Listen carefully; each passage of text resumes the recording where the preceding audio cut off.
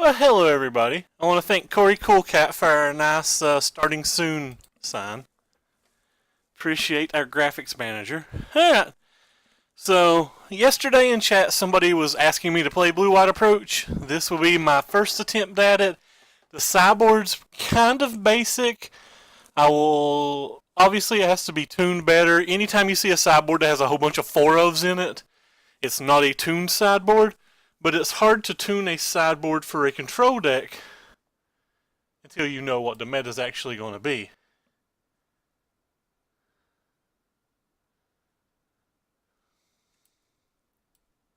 So, it's just kind of like a base list to see how the cards themselves perform before we actually know what we want and what we don't want. As far as the main deck goes, I'm really interested in this card, the Search for Azcanta. I think it's very powerful, and I think I might want a third. Also, think I might want a fourth opt. And the Gideons may not be great in this format. The fourth cast out might be needed. We might be able to cut hieroglyphic illuminations. We might be able to cut a fourth approach down to a third if we get the fourth opt. But we'll just see how it works out with this kind of base list. I've not saw anybody else's list really, so it's just kind of off the head. And I think this deck will be pretty good versus everything but blue-black pirates and maybe mono-red. But I did put the 4-for-40s back in the sideboards to try to beat mono-red. Anyway, so we'll just go ahead and start the game. We have a second deck that we may play depending on how late this runs.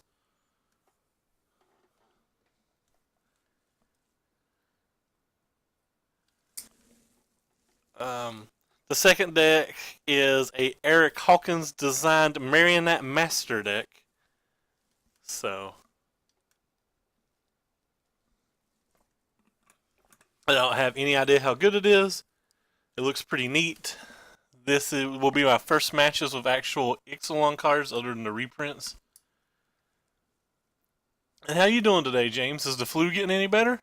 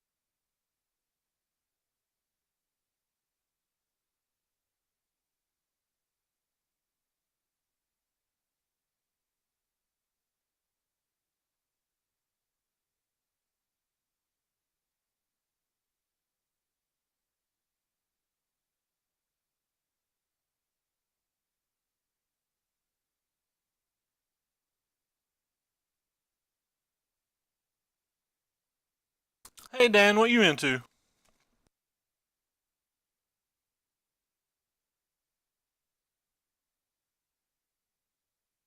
I'm glad that you're feeling some better.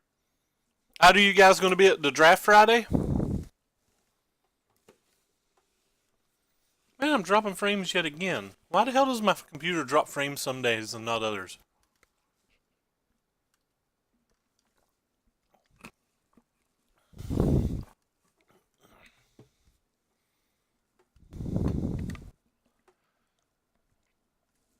Come on, Q. Fire, fire, fire.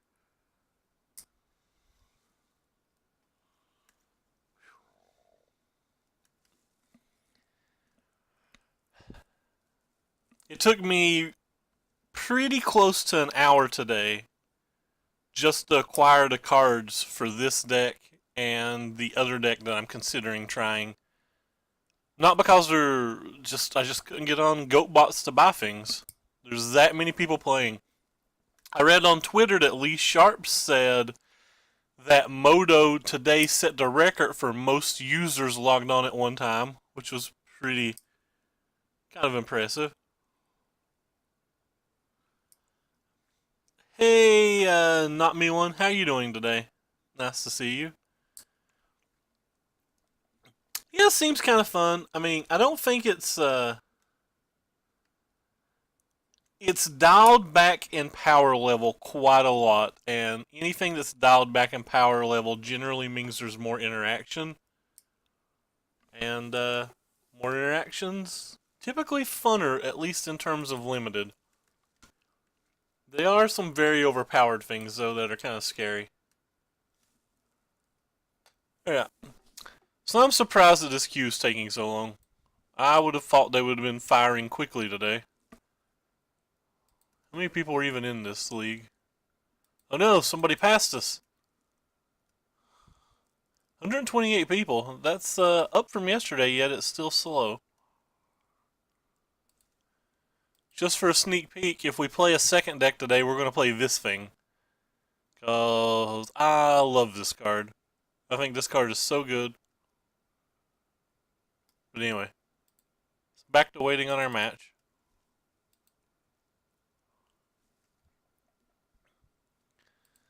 Just in general, like, the competitive is up to 100. Maybe we can join competitive. They were at like 40 yesterday or something. The modern numbers are off. Wow. Commander looks like it's just not doing anything.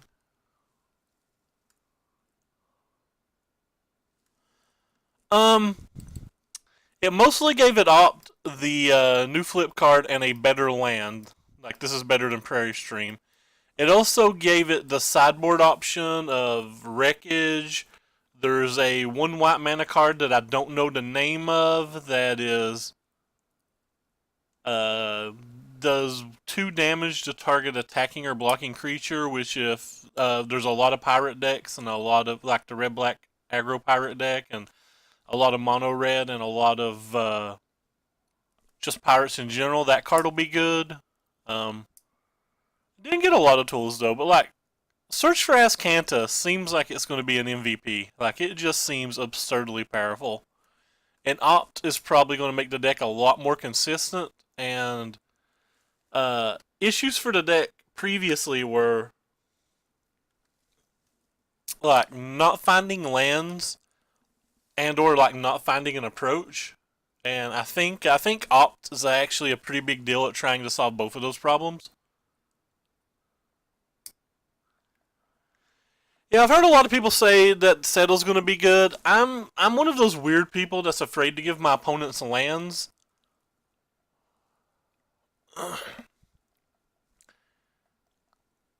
But Carnage Titan's going to be a real thing, and it's kind of a scary thing. I chose the Hour of Revelations in the sideboard over the Wreckage because yesterday we got paired versus so many token archetypes. And the second deck we even have built is a hidden stockpile token deck as well, and Hour of Revelations just better versus those decks. Death Gorger Scavenger is playable, but it doesn't impress me. I would be kind of surprised if it was a $5 card, at least on Moto. I would think it probably doesn't spike any higher than 3 on Moto ever. That's just a total guess, though. Paper, paper is it could go up in paper. Like it's a playable card.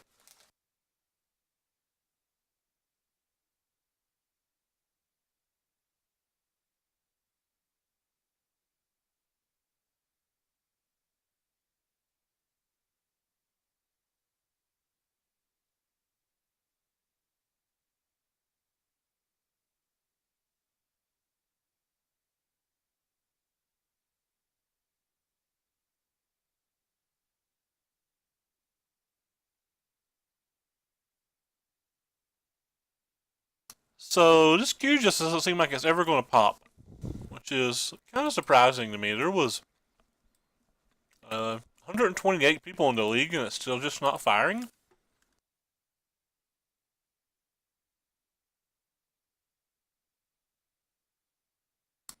Hey Blade Ogre, thanks for stopping by.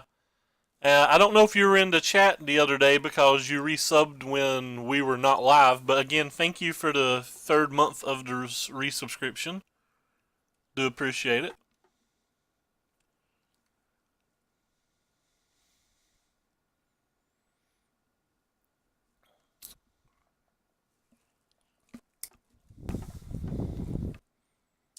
This is a little aggravating. They have roughly the same amount of people in. I don't think comp would be any faster.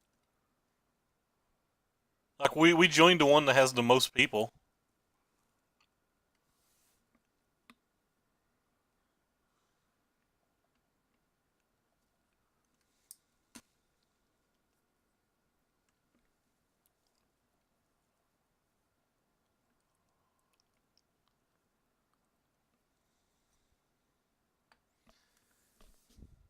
Maybe if I hit cancel and start again, I don't know.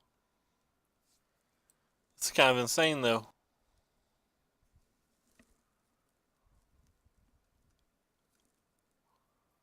It's kind of aggravating too.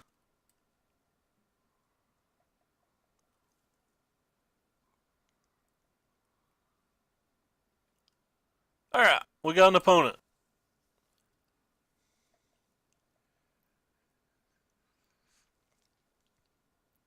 Well, we have an opponent that showed up. Hey, here we go. We're versus the Patrick CR. For our first chance at playing some Ixalan cards that are not just reprints. This hand's good. It's probably not good versus mono red, but like it's good in general.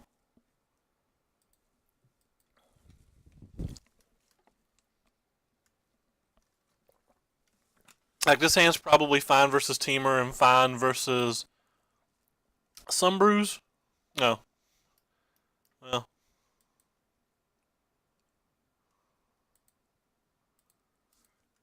This hand and the main deck in general are probably both just going to be bad versus mono red.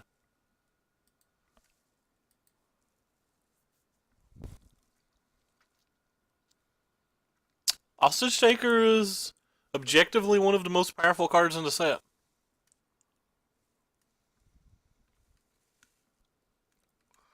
So we wait 10 minutes to get paired versus what's undoubtedly our worst match. And he has his best 2-drop versus us.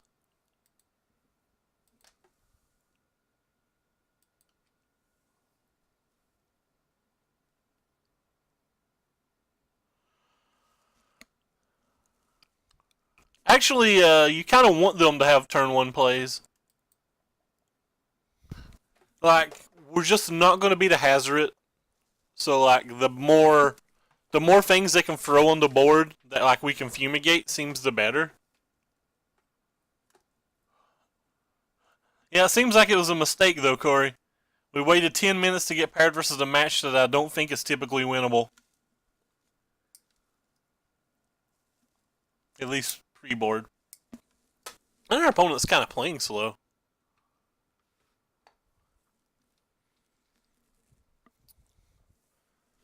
Well, if he doesn't have another land, that's kind of good. This little thing right here attacks fast, though.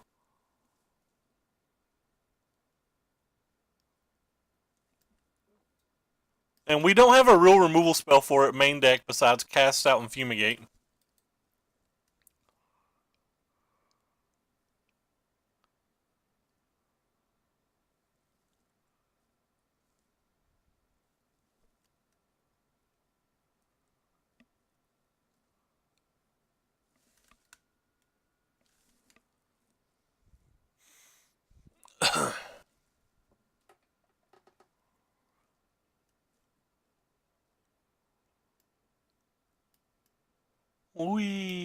Alright, opponent. It's not that hard to press F6.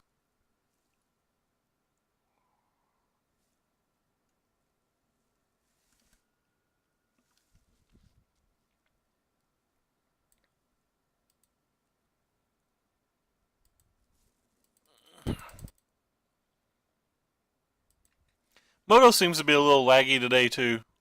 So it may not be him.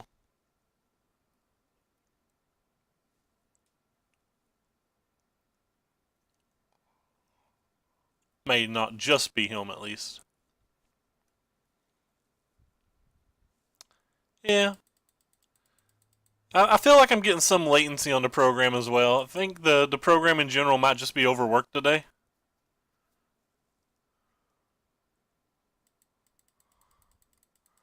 Already trying to cast main deck Pia. They're prepared for the mirror.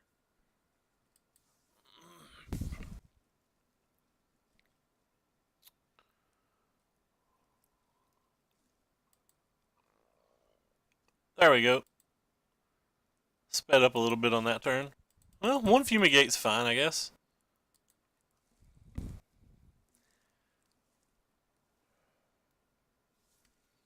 Yeah, it's pretty fun cards for sure.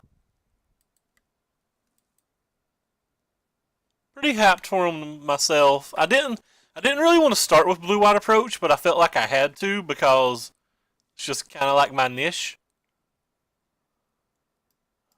Man, I don't really want to counterspell that, but I don't want to take the 2 damage either. Alright, we'll just take the 2 damage, I guess, and be depressed.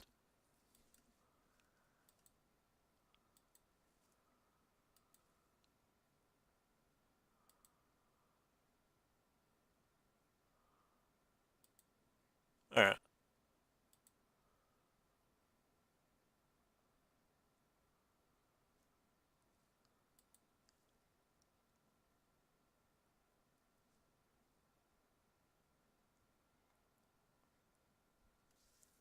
Alright, I want the F6 value. I'm just going to go ahead and cast a Glimmer now.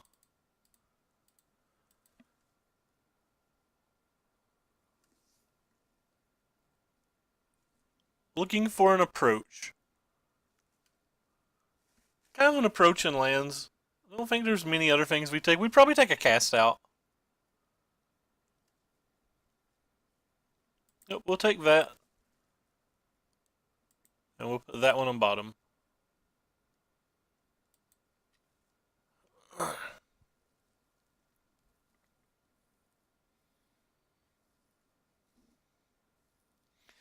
It's definitely moto lagging because, like, he doesn't even have a play in that spot when I'm, like, doing my scries, and, like, I was feeling latency even doing the scries.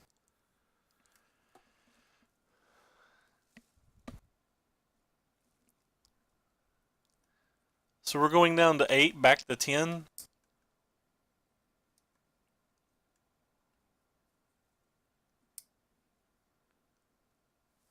Really need to hit our lands. There's a land.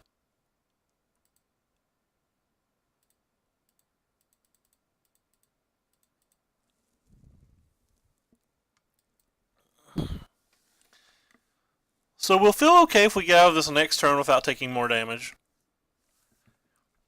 I'm normally somebody who likes to get the Odart of cards, but, like, I really like the new fortresses. I really like the new lands in general.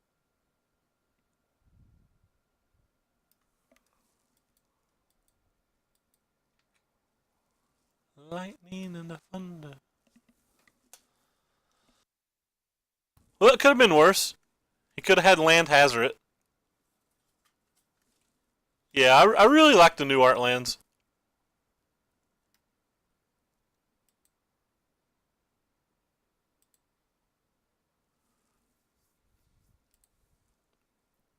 Alright, well, we have a Supreme Will and a Cast Out, so.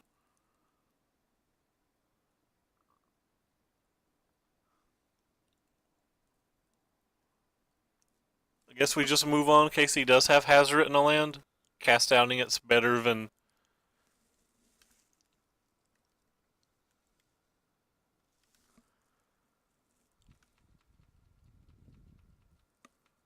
Hopefully he doesn't have 2 burn spells.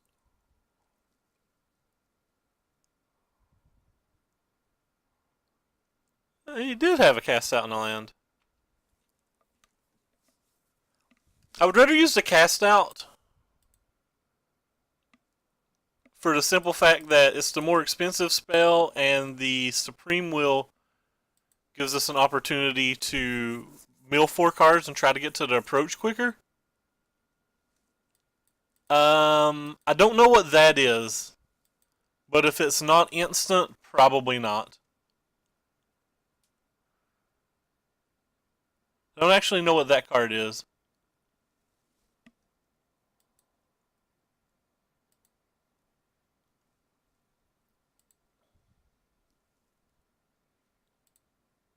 Is that the one where it gains 2 life for 4 mana?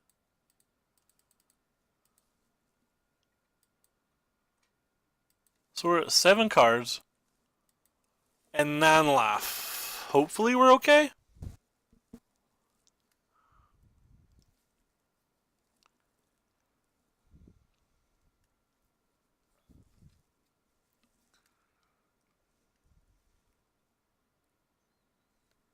Oh, another hazard? Yeah, well, we're just dead then. Well, we can still top deck another approach.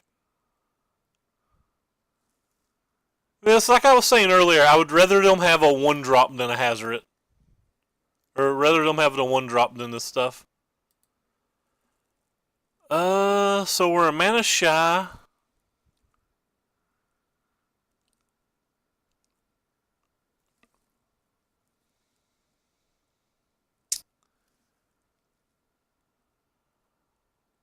We can opt and see what we find, I guess.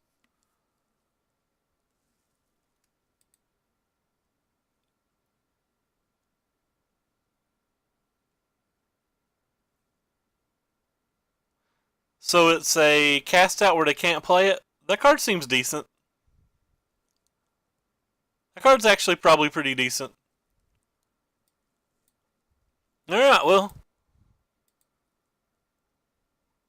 We technically beat the board with this play. And by beat the board with this play, I mean we still just die, right?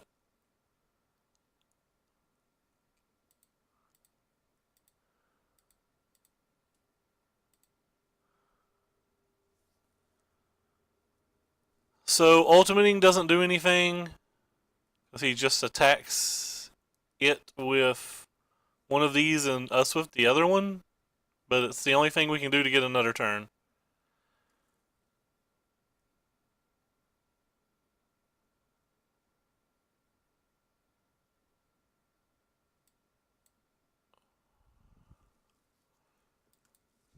This gives us a chance to get another turn, but that's about all it does.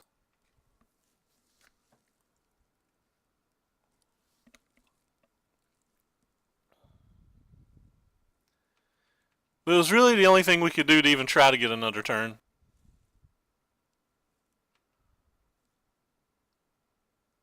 No, because the Gideon doesn't stop that because he can just do it during our upkeep.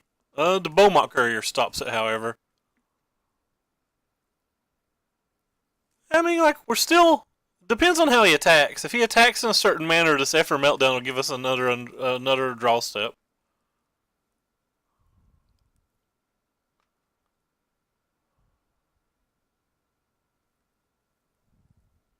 I can't imagine that he makes an attack that lets us survive, but... Like, in theory, there's an attack he could make that would let us survive. Yeah, he attacked both of those there, so yeah, we're just dead. He discards the other card, and we're dead.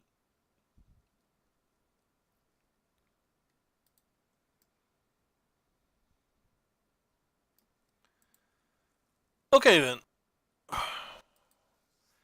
So Beaumont Courier was actually really bad for us, even though it doesn't look like it was that good there. That's kind of unfortunate.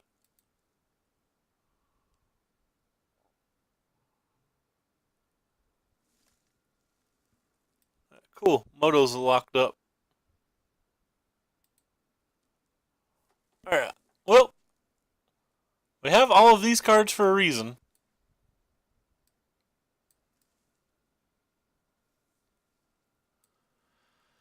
In general, I typically cut out the slower blue spells in this match. Azcantas are probably too slow in this match as well.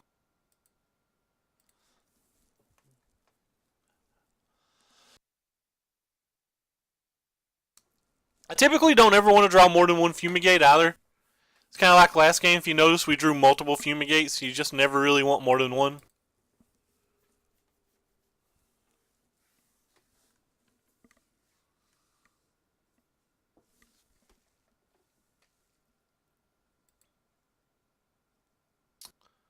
Yeah, hand's not good, but it's certainly a keep.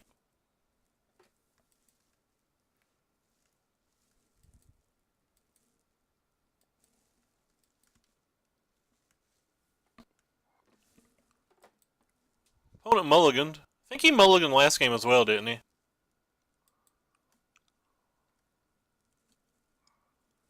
He kept 6 and they put on bottom.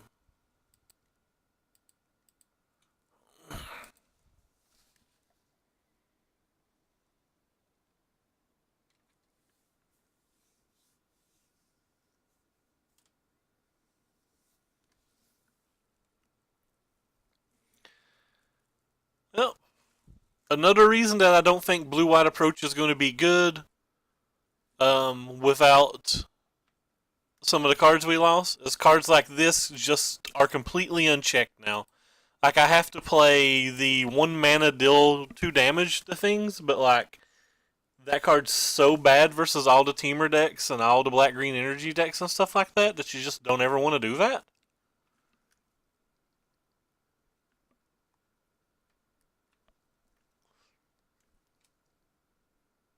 So I pretty well expect to not be able to beat the red decks at all. I should have dedicated the 4 approaches to the sideboard if I don't think I can beat them anyway.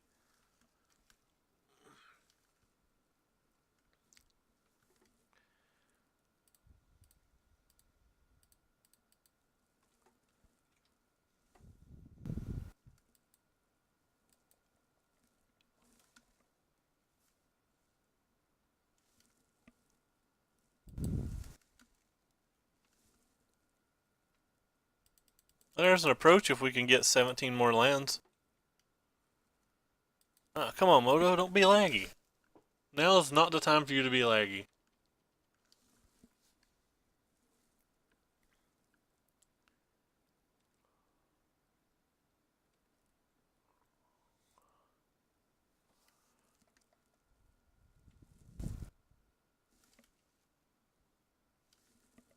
I kind of want to melt down that.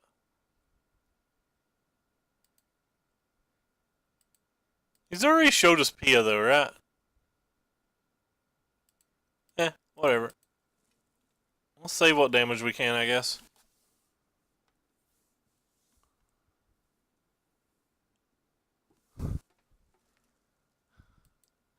I came very close to just playing mono red today.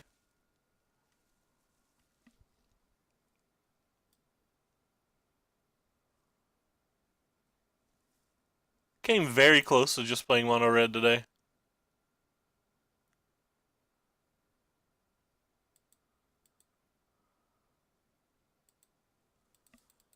Well, that could be good.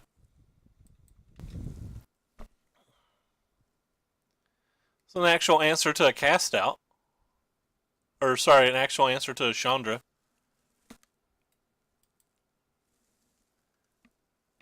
Cool.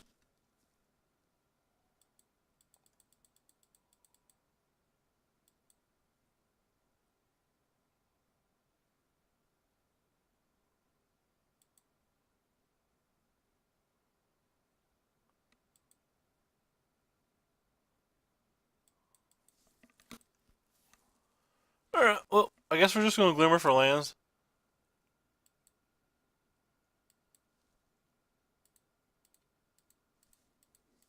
We get F6 value if I go ahead and do it. If I go ahead and do it. We certainly don't want that. It's far too late. Kinda do want the approach. Casting a turn 7, turn 8 approach is probably our best chance to win. That being said, we actually have to get lands to do that, so like maybe keeping it was not good.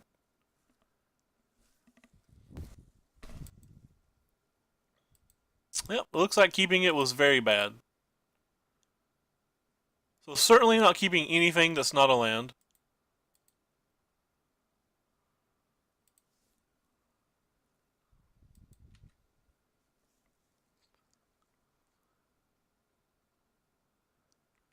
Not sure what that card is.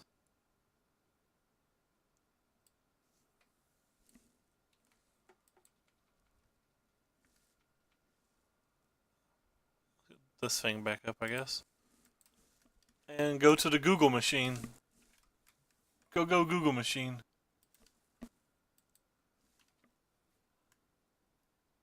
Flying. That card's kind of cool. That card could see some play. That card could definitely see some play.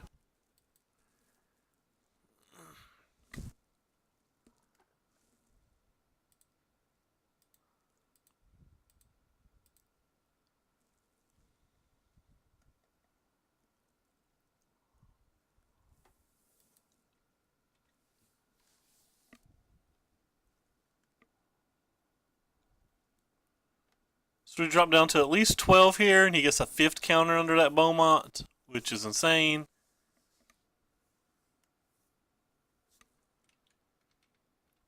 I guess I can cycle to Cast Out and look for a Fumigate or something.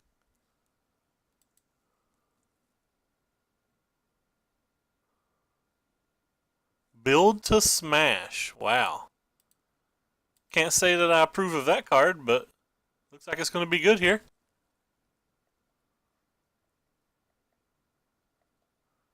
So we're going to drop to 9. Going to 6 next turn if we don't hit anything.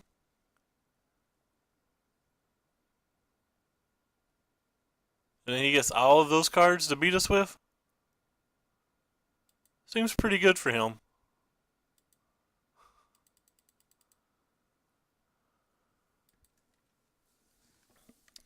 Seems pretty good for him.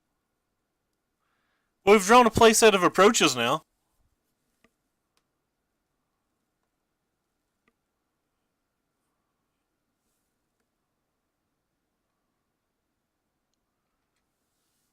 Probably be pretty easy for the opponent to close from here. And knowing our luck, we'll draw an irrigated farmland. So lightning strike and we're dead.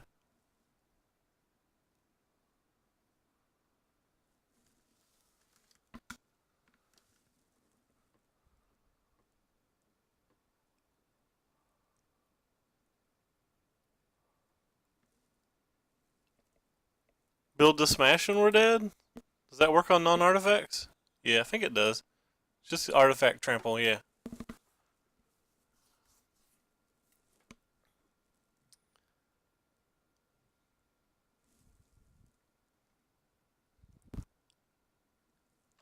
Well, there's only one, and the one answer to it isn't good, right?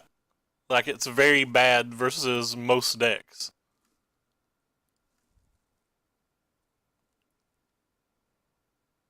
Alright, well, we're dead. Opponent found 6 points of haste damage.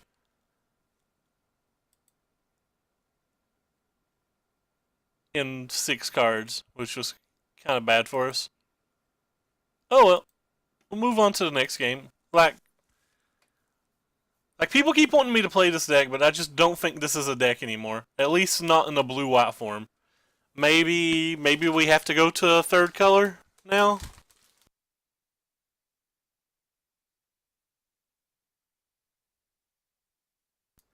Like, we could build a build that beats mono red, but if we build a build that beats mono red, then we start losing to Temur, I think. I really don't think we can beat Temur and mono red and, like, blue black control. I think we have to pick what we lose to, and I probably should cut the 40s out of the sideboard entirely and just pick mono red as what I'm willing to lose to.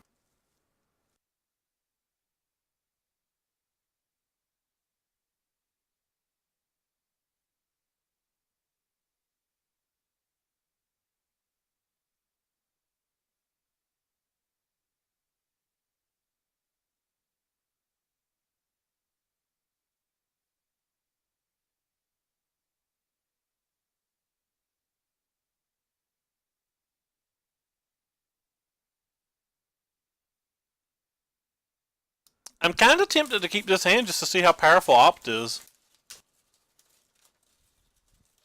Probably not a keep, but I kind of want to keep it.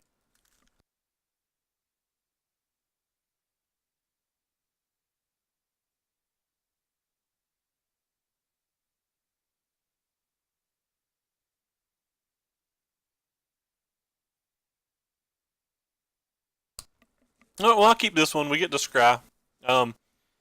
I wish I'd kept the other one now.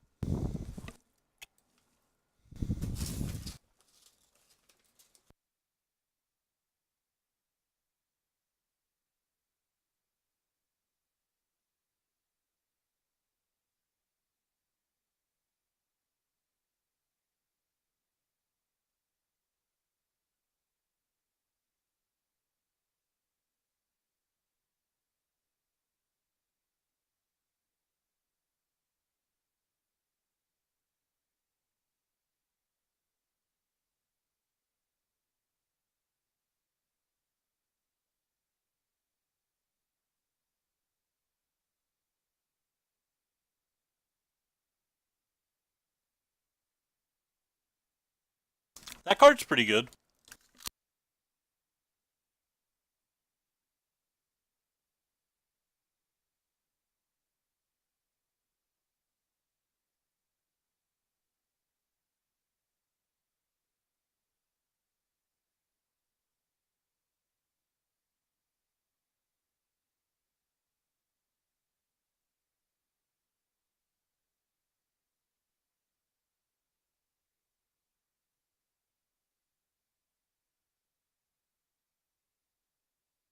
Thank you for following RGM Dakota. Well, we certainly don't want that. It's not a land.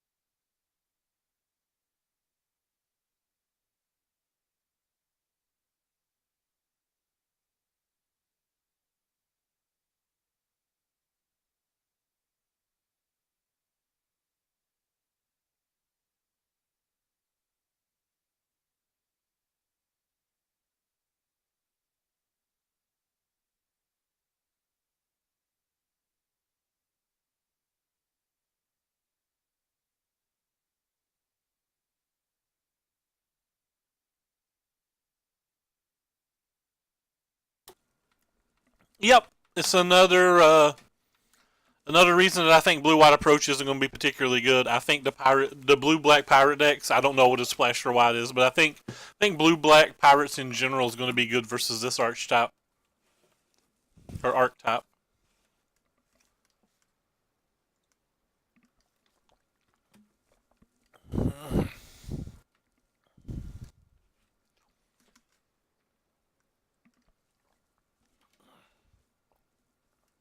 A fast-ish clock plus a discard and spell pierces just isn't something that I think blue white approach will ever beat.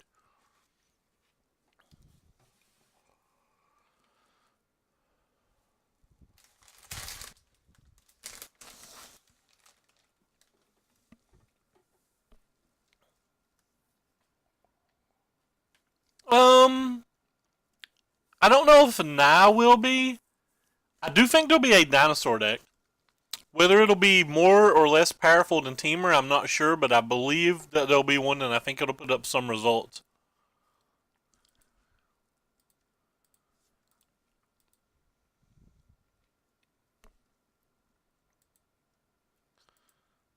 Right on time. Extra fumigate. So we'll go look for a land. Hey, we found a land. Fortunately, we have to put an approach third from bottom.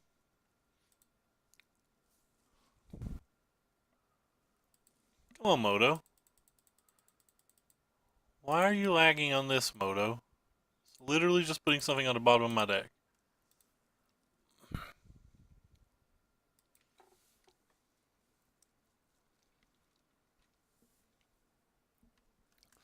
The problem with blue-black pirate tempo is, again, I don't think decks like that can ever beat mono red. Like, I just don't think that this blue-black pirate deck's going to ever do anything to mono red.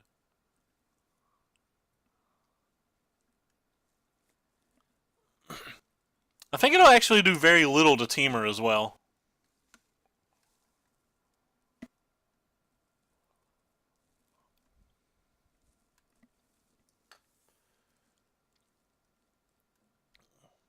If they have a fourth one of these, I'm going to whine. That card's kind of cool. Alright, one time untap land. You can do it, deck. I was wrong. You can't do it, deck.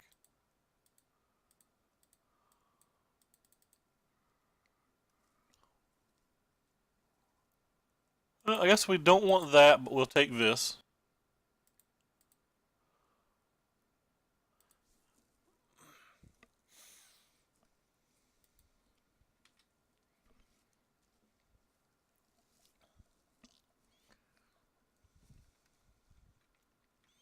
That treasure map's going to be a bit of a problem this game.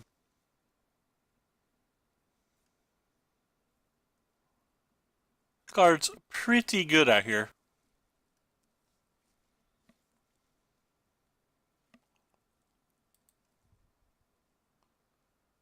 No counterspell? Hey, George, what's up, man?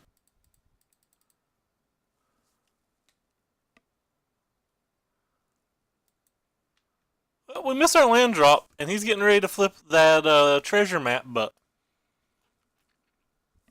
I mean, it could be worse.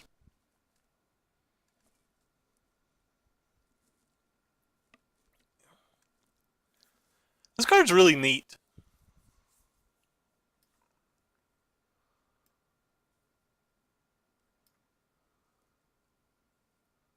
It's tapping something for X, it seems like. Scarab God? That's a card. And that's an aggravating card when I miss my land drop. Of course we have to miss the land drop here.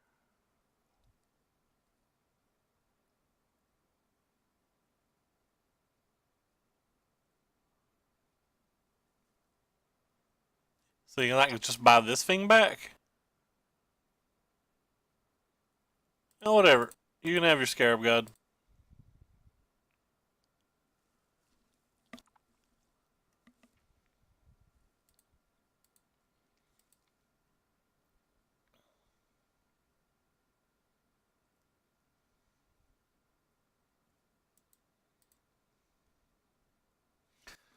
I do not think there'll be a control deck. I don't think there'll be a control deck at all this time, George. Oh, I was hoping to hit a land. Ah, we did hit a land. Yay!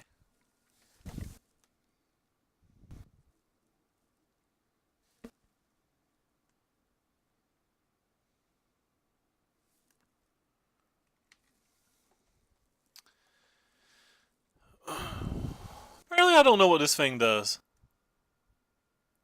Oh, it creates free when it transforms. Okay, gotcha.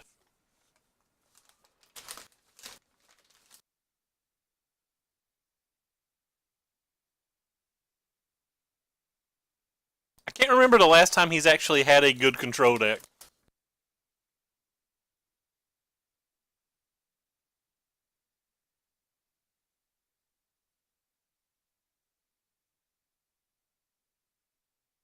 Like his Grixis deck was criminally bad.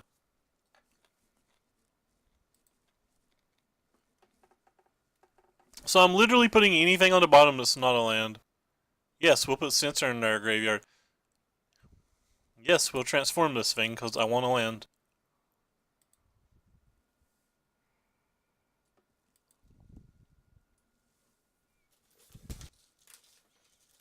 I went 2-1 and drew because I'm a coward. I think Shoda's Grixis deck was very bad.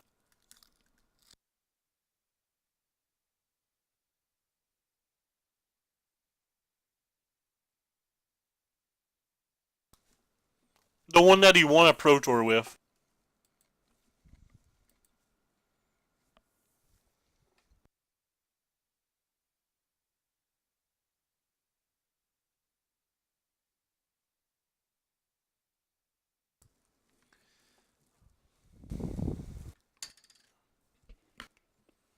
I'm not sure if I'm more worried about a Scarab God or a Treasure Map, but I guess it's a Scarab God when he's got the Catskills in the graveyard.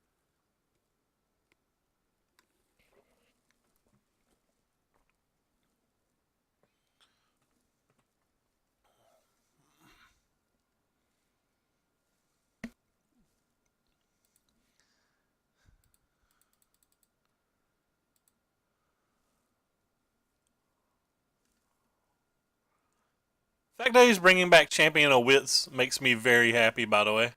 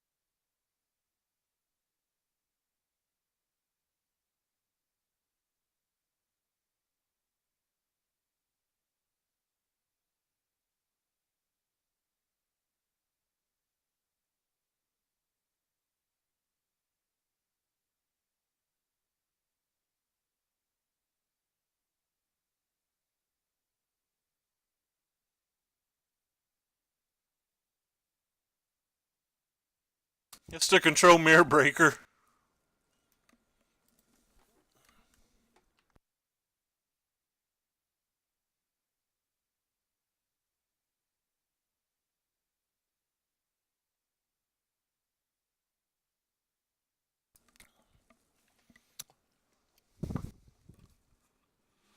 The Control Mirror Breaker. By the way, thank you for stopping by, Sunweb Kid. I don't think I've saw you before.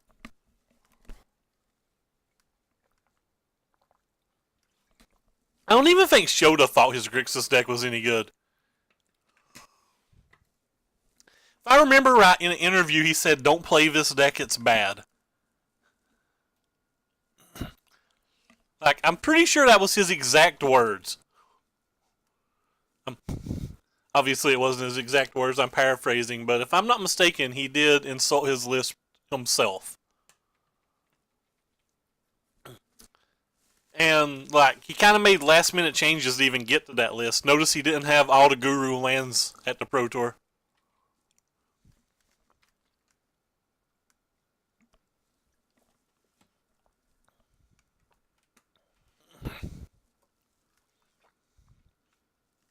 It probably was better as blue-black.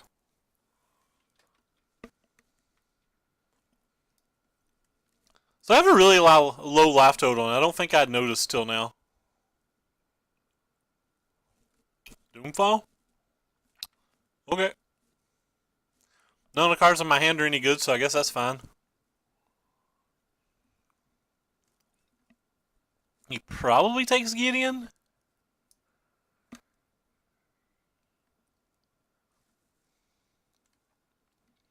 Murder Boat.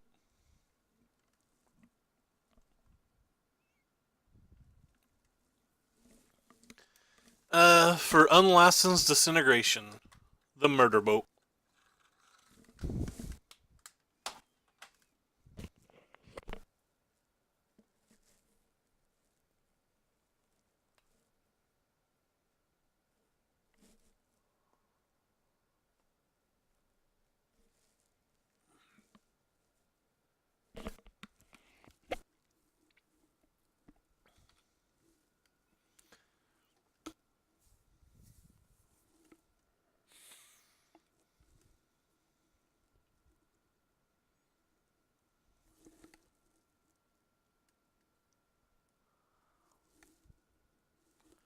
He's got main deck Doomfalls as well.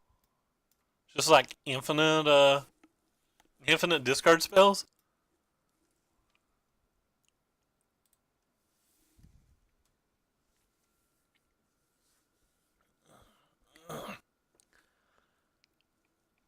What am I going to be working on? I mean, I guess blue-white approach. I'm going to keep trying to make this bad deck good. Well, that's not good.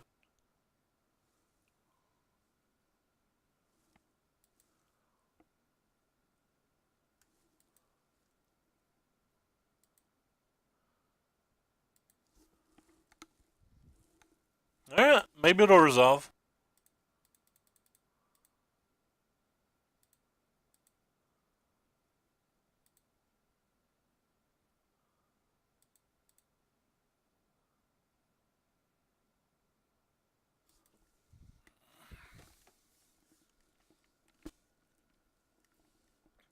Maybe he doesn't have counter spells if he has this many discard spells.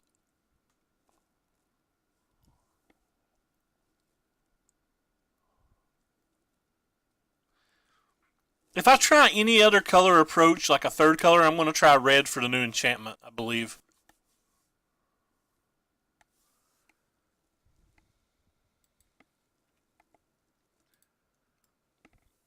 So this card helps you get to your treasure cruise again real quick.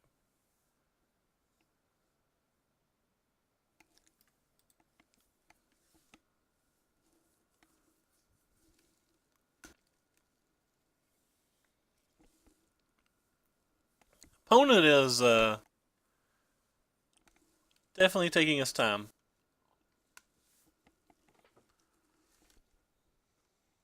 I need to find my phone. Ah, here you are, phone.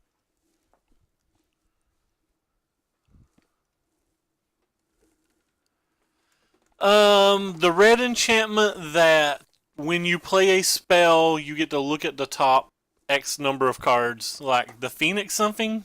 Yeah, the one that's kind of like Cascade. Actually, I think that card gives you a lot of value. I think that card's very good.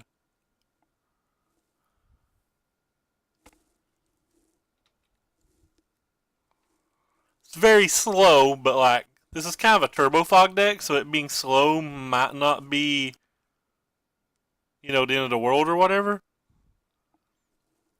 It also may be even too slow for this deck.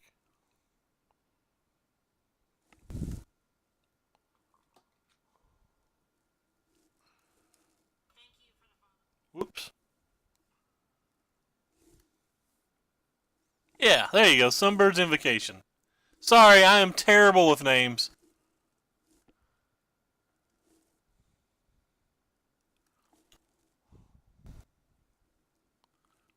I am like the literal worst ever when it comes to names. I don't remember the names of most of my friends.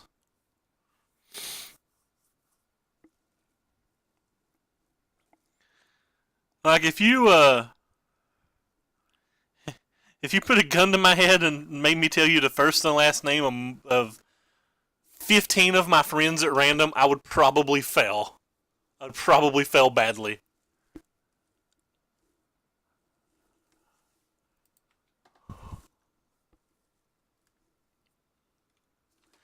I don't know, my mind just doesn't work in that manner. The cast out's kind of cool if something goes miserably wrong, I guess.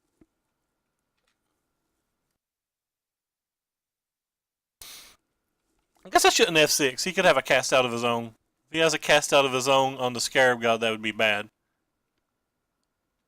Yeah. Smart man, not F6 and Ray. How many times am I going to press OK to this? I just pressed OK to cast out 35 times. Wow.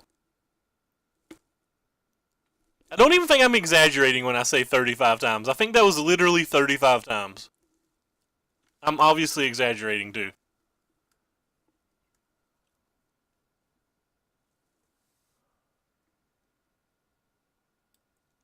I'm currently running a 0 wreckage.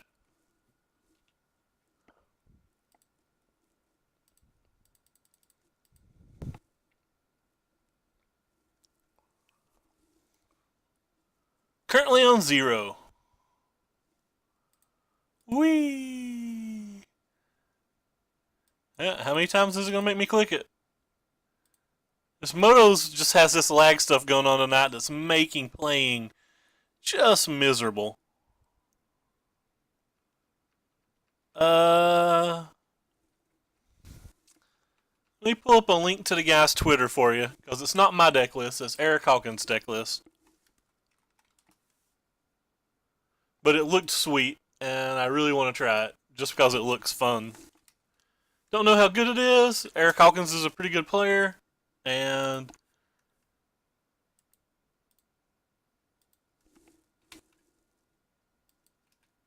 here we go. Yeah, this lag is making it just stone miserable. which means we'll probably just do the one league because it's so stone miserable. I wanted to do two tonight, but I don't know if I can put up with this. We're at an hour and we're not even through the second match.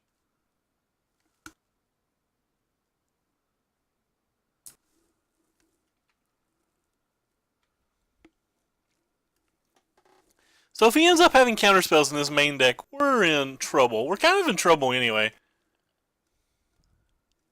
We have 8 mana, so like all we really have to hit is one scry card off of the Azcanta, and we're okay.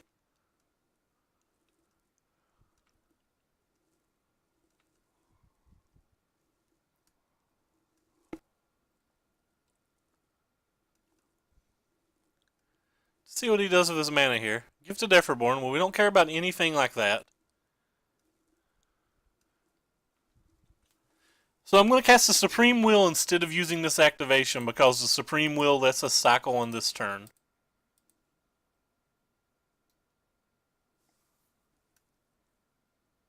Well, I guess we just take the approach then.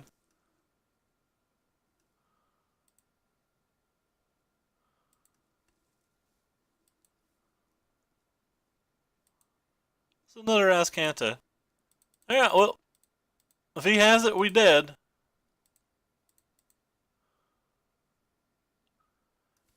Yeah, so maybe he doesn't have counterspells. Maybe a splash is just for Scarab God. He saw 26 cards.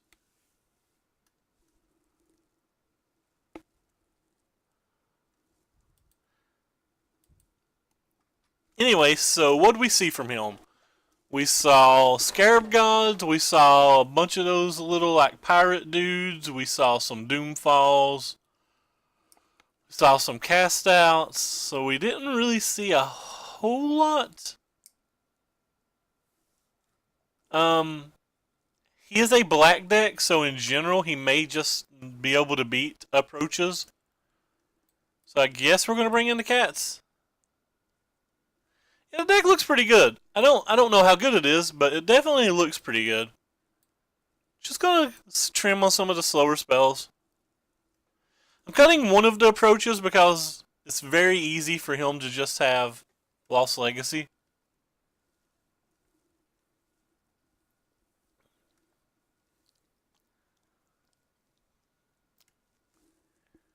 So he mulliganed and we'll keep. I did not think we were going to win that game, by the way. We felt very far behind. Glacial Fortress is so much better than Prairie Stream. Like, so much better than Prairie Stream.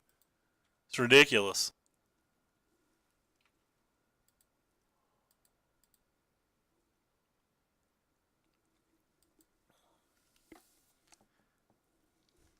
Oh, crap. I keep forgetting to put the donation thing back up. There you go, Sean. I don't think anybody actually pays attention to that and or cares about that, but there you go, Sean. Also don't think Sean cares or pays attention, but yeah, so treasure map's insane.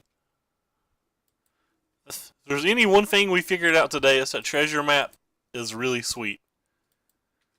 If there's going to be a lot of grindy mirrors, we might want treasure map. Treasure map would also be good in the approach deck for the approach mirrors because when it flips, it gives you 3 additional mana, and that's one of the key things to beating the approach mirror is getting ahead on mana.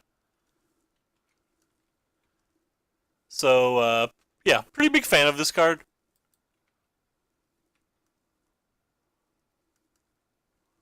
There's a lot of things that we can do with approach, and a lot of changes that we'll probably make going forward. But like I said, it's kind of hard just to build a control deck and say I want you to be blatantly good versus this assortment of decks that we don't know how they're going to try to attack you yet. Like to build a good control deck, you need to really be able to focus in on beating how your opponents attack. And when I say attack like that, I don't mean like them turning things sideways. I mean like their general strategies. Like we know there's going to be a teamer deck, we know there's going to be a dinosaur deck, we know there's going to be a pirate deck, and we know there's going to be a mono red deck.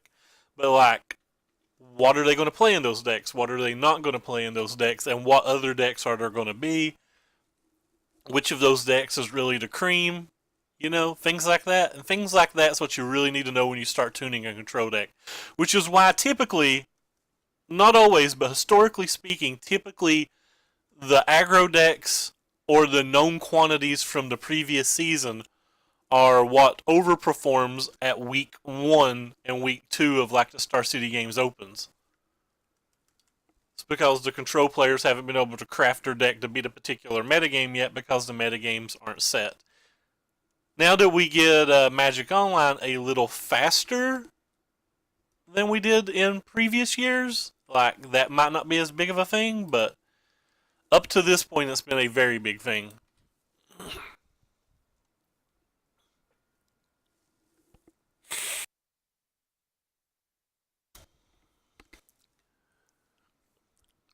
Like I just rambled a lot to say don't hate me.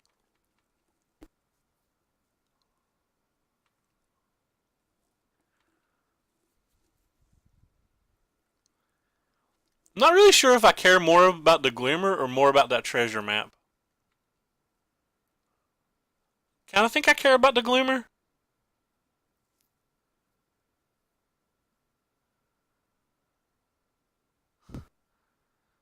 I guess I care more about the treasure map.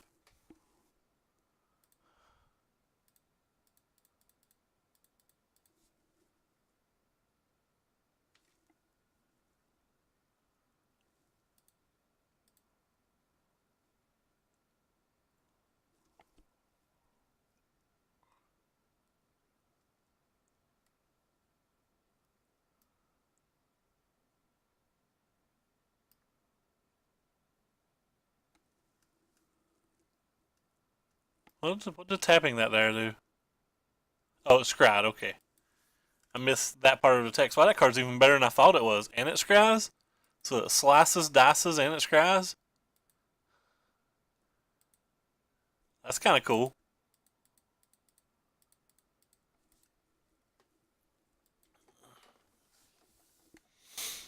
So opponent's mana screwed and we're mana flooded.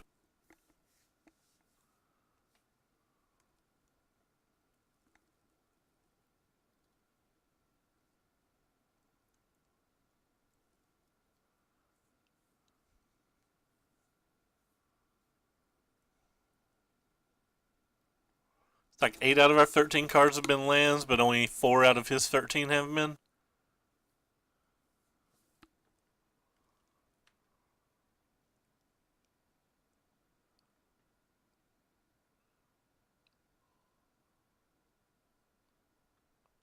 It's got a second map? Okay, it's just a ballista. Thank God.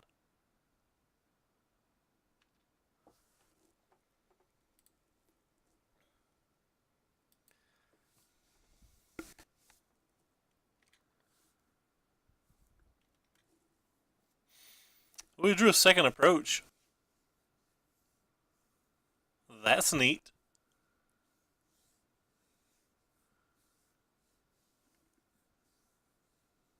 Oh! MTGO bot isn't in here, is he? Let's see if we can get MTGO bot back in here. 1 second, I didn't update yet. That's the one thing I forgot to do today. I'll do that right now. Well, he's gonna block next turn anyway, so I might as well gain my 1 life here. Slash join.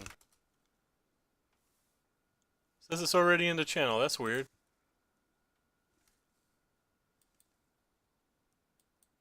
Yeah, you get it. I'm working on it right now. Sorry about that.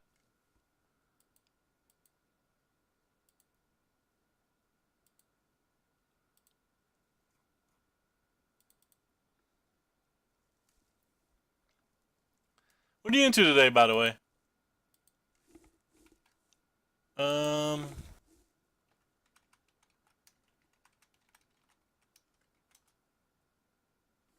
There we go for that one, and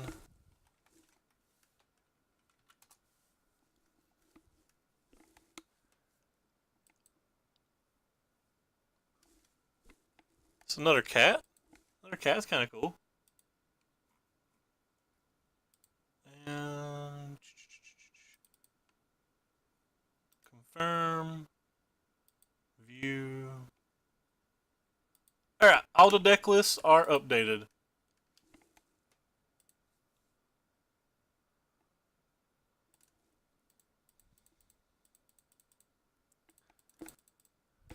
All the deck lists are officially updated. And let's put this back online. What have you been into today? Kinda just want to attack with that thing, but might as well make him use his mana and or his walking ballista or prevent to.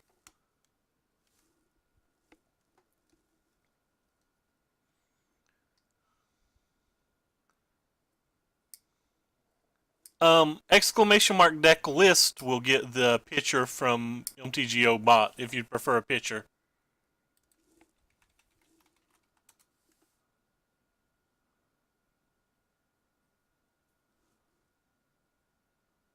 It's kind of weird. Exclamation mark deck list used to work on both.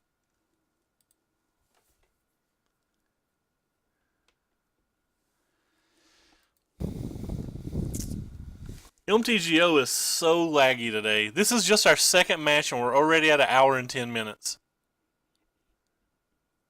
It's pretty ridiculous.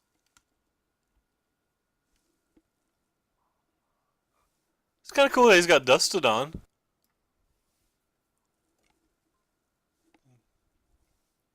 What are you? Oh, that card's nice too. I like that card.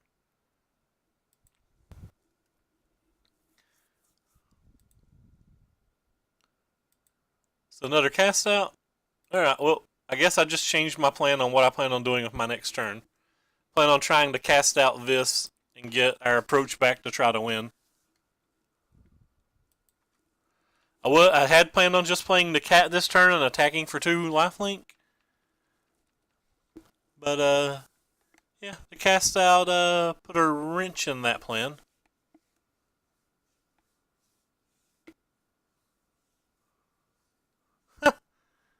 I hate you, Moto. I hate you so bad. I just want to cycle the cast out now.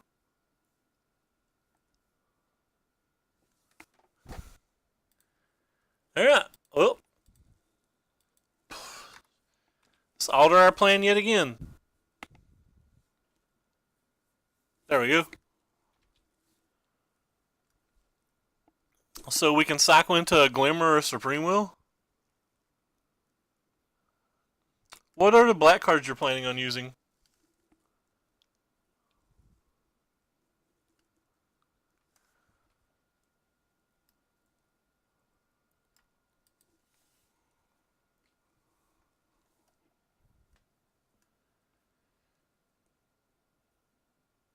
He drew 3 freeboaters both games.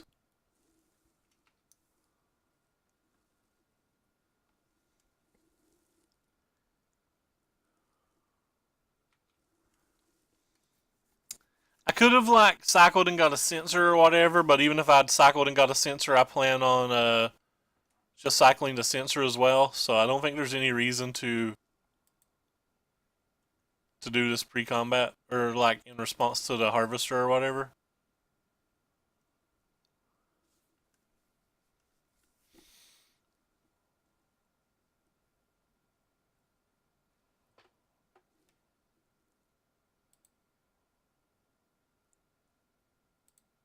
Go ahead and try to prevent a little life.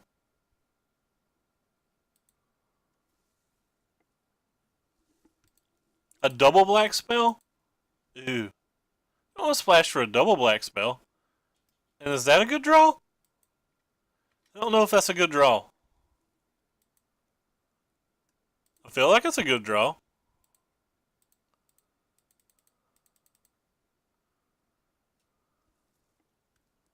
Fatal Push is good. So the white's your splash then. You're going to be a mostly blue-black deck that's just splashing the white.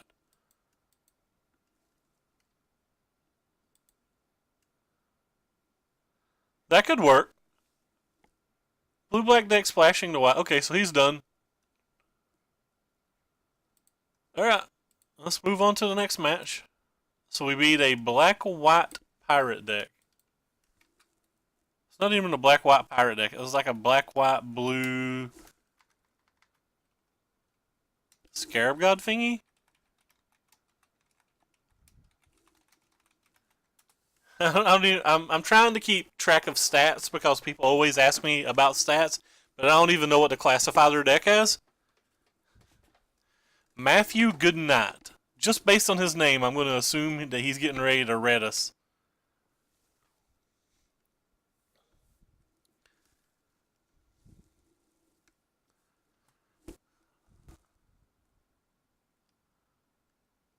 Going to assume he's about to red us. Well, we got a mulligan. Alright, we'll keep.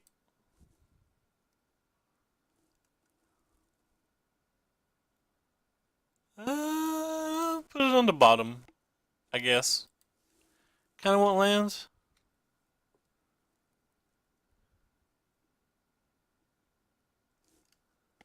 Oh, cool. It's another red deck. Well, we just lose again. Like, we literally can't beat a turn 1 Beaumont Courier without an incredible amount of luck.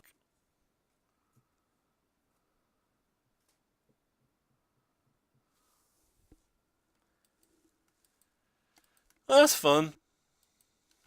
At least the queue didn't take 10 minutes.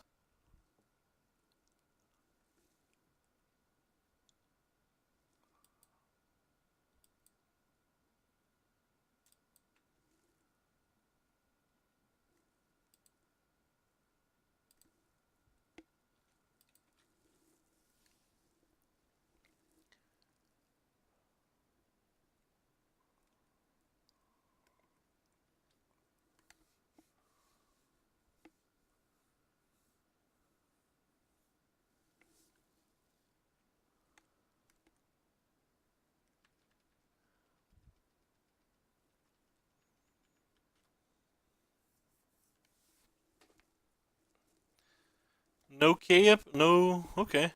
No Carl. At least no Carl.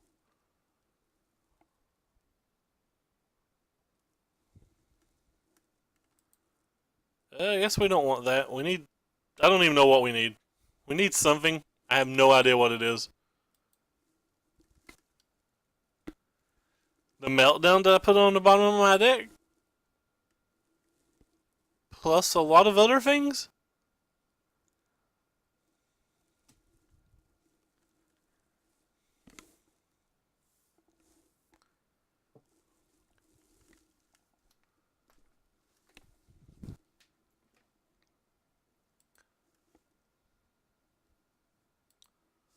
Certainly not 2 more lands when we just got a land to the bottom.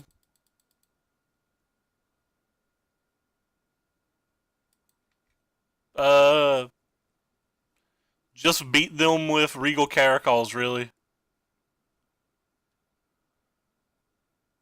At some point, I'll probably put a second kill condition in. Used to, I had Regal Caracals and Linvala, but Linvala rotated. But just beat them with creatures.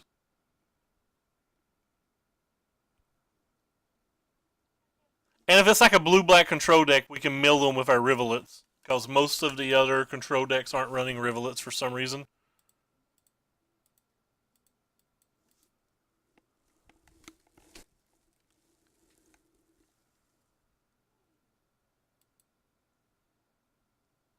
Could be Gearhulk. We had Gearhulk in a previous build before we added the Linvala, so we could be going back to the Gearhulks.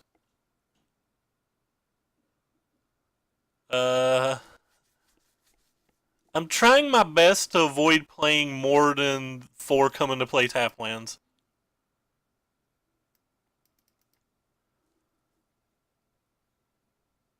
So I literally can't even envision a card that we can beat here. Like, nothing comes to mind.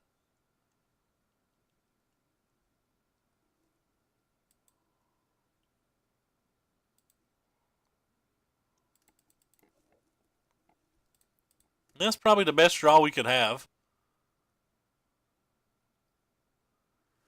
I guess if his hand's really bad, like really, really bad, then maybe we're fast enough. Like, I saw opponents use Beaumont. Heck, we used a Beaumont last night for 4 and drew 4 lands. It's not likely, but it's not unreasonable.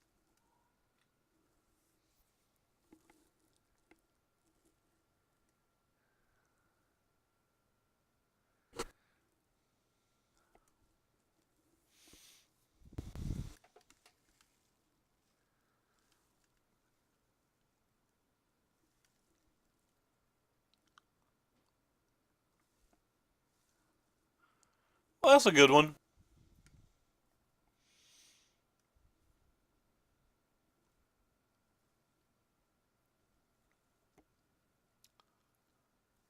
I am not playing Perilous Voyage.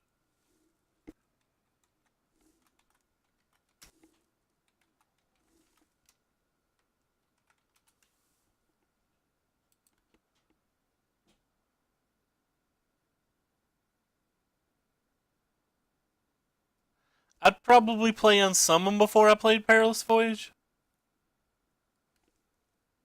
But I don't want cards that I only want versus mono red, right? Because like, do I want those cards versus anything else? Like, I don't want a Perilous Voyage or an Unsummon versus Teamer. I don't want them versus black green. I don't want them. Don't want them versus any of the blue black decks.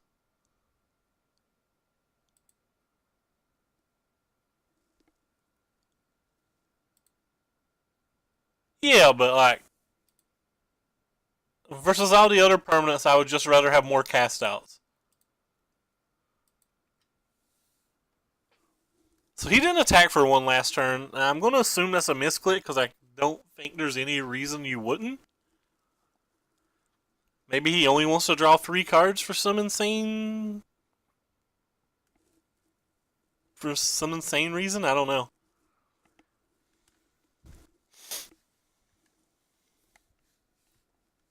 Yeah, I know it's any non-land permanent, but like I just don't think this deck wants that effect.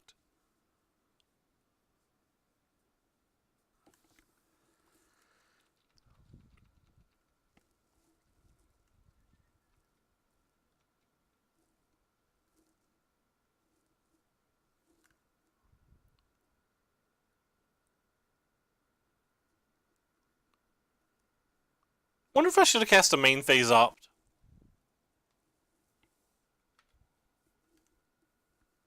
Also, I am not playing the Wrath of Exile.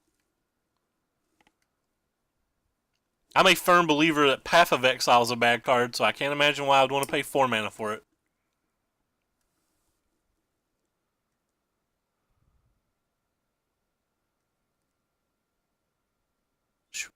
Come on, Moto. Just want to know what they're attacking. So they're both attacking here, which means a Hazard activation would kill this.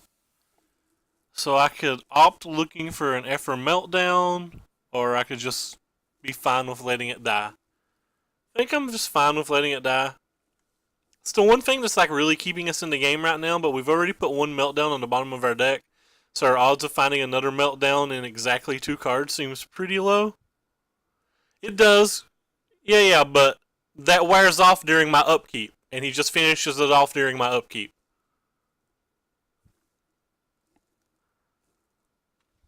Or he just uses burn spells. That works too. But like he could have just done it during my upkeep.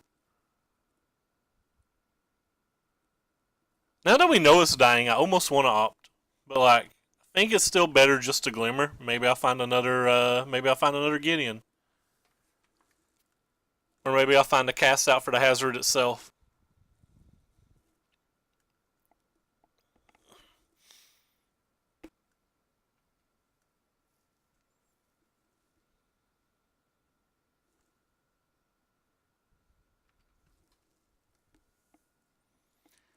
Um, I like the card itself. I don't know if there's a deck to use it in.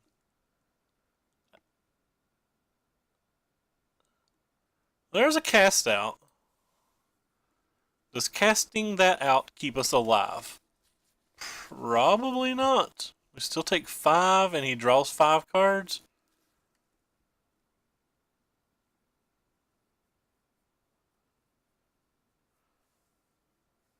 Alright.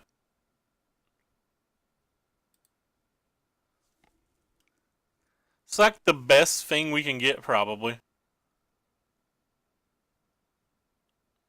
I don't think I want the land, though.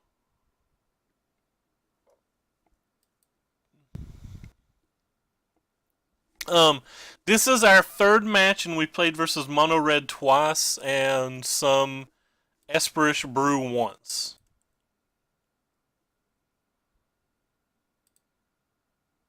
In my experience, if I give my opponent 2 or 3 extra lands, we're just winning every game. That doesn't mean that's right, that's just my experience.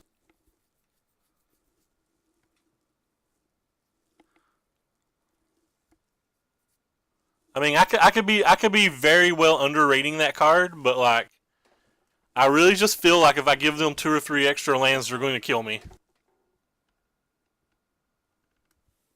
And I don't think I need extra Wrath of Gods versus anything. Like, there's not a single deck that I want extra Wrath of Gods versus. I even sideboard Wrath of Gods out versus Mono Red.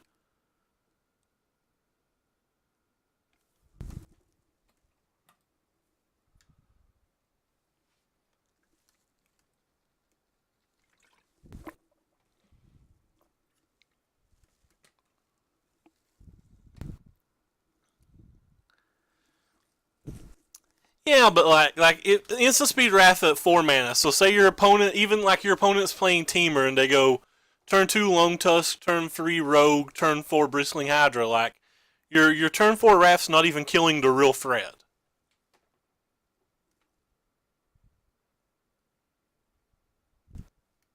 I'd rather just have some like 2 mana removal spell that can kill one of those things and then untap and play a Fumigate. Like, it's not terrible, but like, them getting extra land seems really bad to me. I definitely don't want that. It's too late in the game to think that one Effort Meltdown will keep us in it. We're basically digging for one of the Fumigates. And even one of the Fumigates isn't good enough here because they have the Earth Shaker Kenra. So, like, we don't really have many outs this game. We don't have many outs game 1 versus red deck wins to begin with.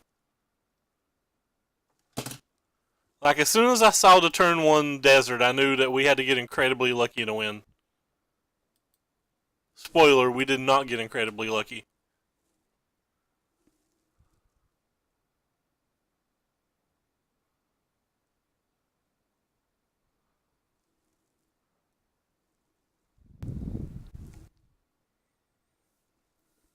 Wreckage to me seems like a card that's good versus aggro, bad versus mid-range, and bad versus control.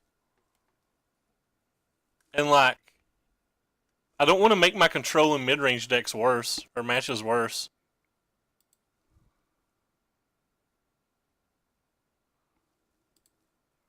Yeah, it would also give him 2 extra lands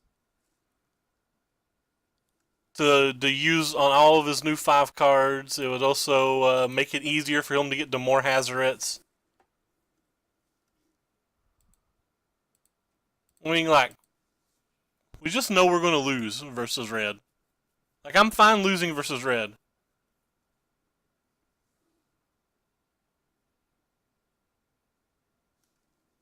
Like, when I play this deck, I know that I'm going to lose versus red before I start. But all I care about is being able to beat everything else. And I don't think I'm going to lose to very many other decks. Yeah, well. Hey, Rain Soda. What's up, man? You come here to watch us get crushed? This idiot drivel. Fair enough.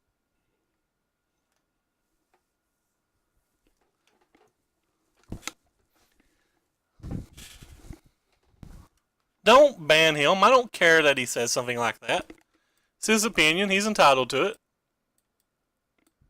I don't. As long as people aren't being like racist or sexist, I don't really care what they say. They can insult me how they want. It doesn't bother me. Like, I could even be wrong. Who knows? I'm not necessarily right.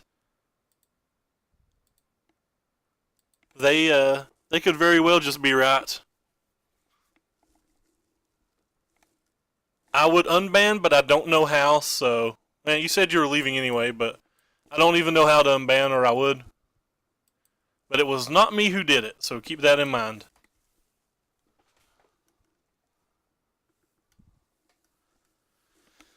But no, I don't care if people disagree with me. 'Cause this hand's terrible.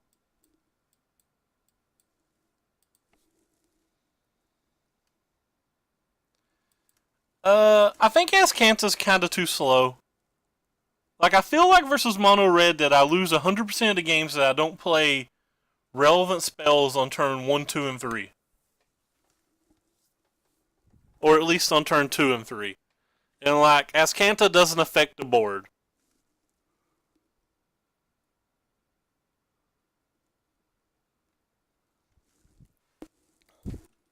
I could be wrong. Like, just, I could be highly underrating Wreckage. I was going to have 2 in the sideboard, but I threw in the hours because yesterday we got paired versus a whole bunch of token decks, so we have the Hours of Revelation in the sideboard over what was going to originally be Wreckage.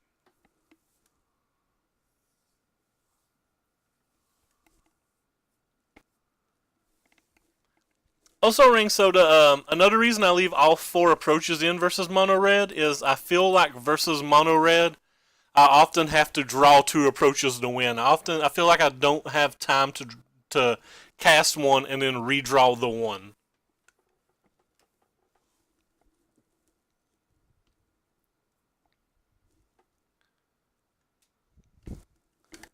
Shock the Face. That's kind of interesting.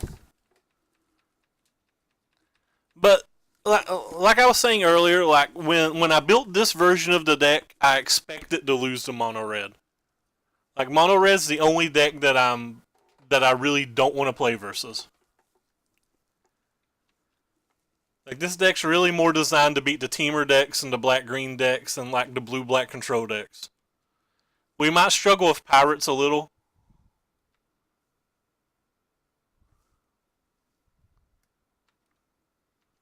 I think it's very hard to beat or to build an approach deck that beats everything in the format, though. I feel like you always have to pick one deck that you're willing to lose to.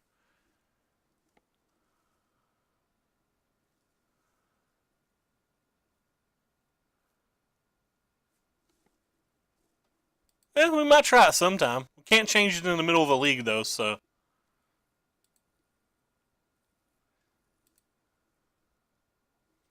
Yeah, them printing Spell Pierce and the fact that there's an aggro control deck out there could cause some major problems.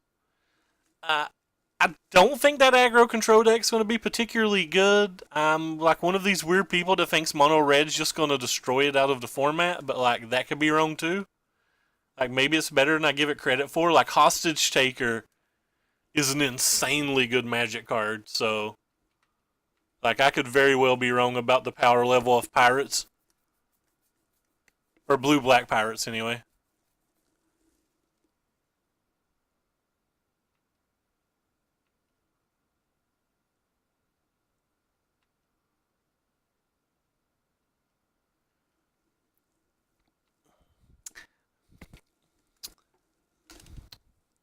I mean, maybe we just don't want to play Approach anymore. Maybe we just want to play a Gearhulk control deck.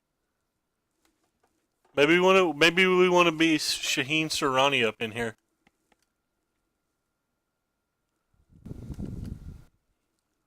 I'm not going to cycle the cast out. They have way too many 4-drops that matter.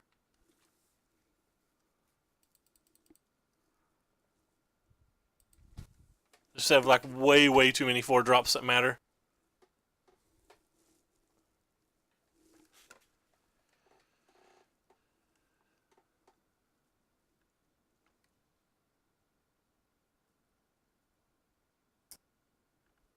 And they're only worth like 70 cents or something. I have maps anyway, I believe. Didn't we buy maps? 1 second. Yeah, we have treasure maps.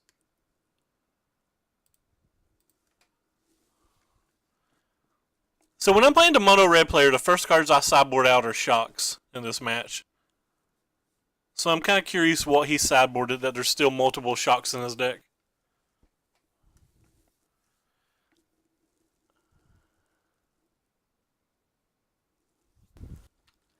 Hey, Valley NYC. What in the world's our opponent playing? Did he just sideboard into a pure burn deck, or did he just draw miserably bad? Could be a bunch of Glorybringers, I guess. I do miss Gearhulks. Keeping an unreasonable draw is what it seems.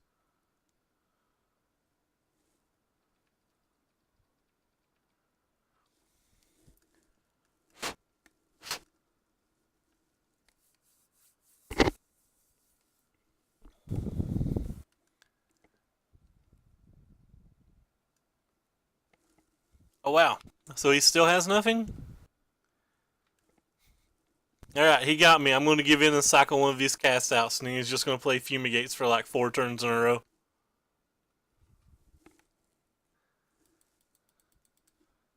Oops.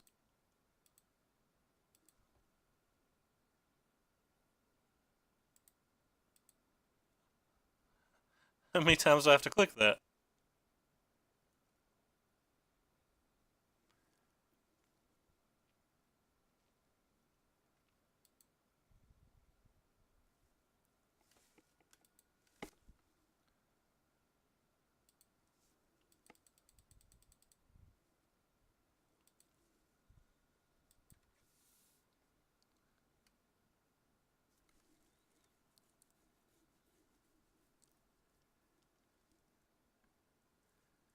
Yeah, I've never technically viewed Blue White Approach as in a control deck, even though it's easier to say control deck when you're talking about it. But like, I've always kind of viewed it more as a turbo fog deck. So in that sense, maybe the wreckages are decent, but just don't feel like the wreckages are needed versus most of the format. I really want to get paired versus some teamer decks and stuff to see how badly we do need them.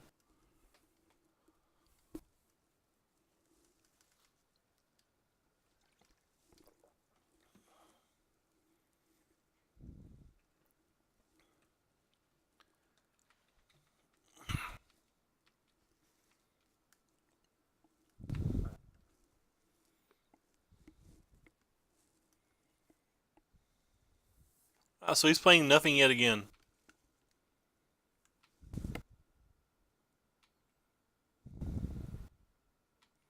I don't think there's any Skullcrack type cards, are they?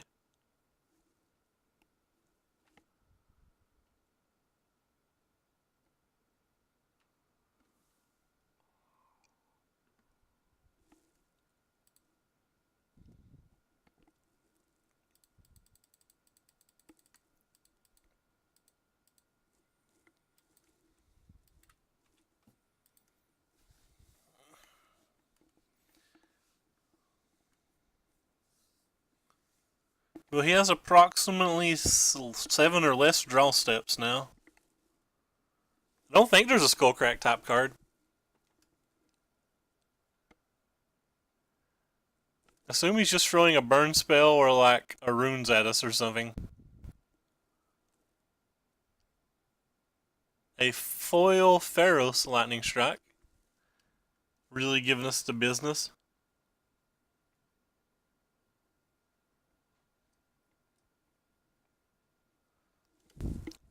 Maybe I can play a deck with like 4 Settled to Wreckage, 4 Fumigates, and 4 Hours of Revelation. And really have no fear of anything. Dare people to attack me.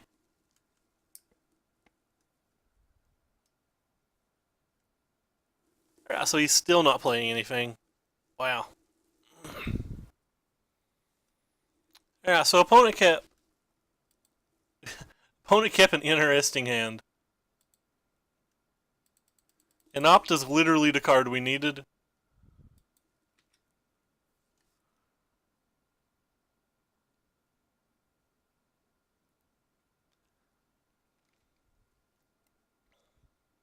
Hmm.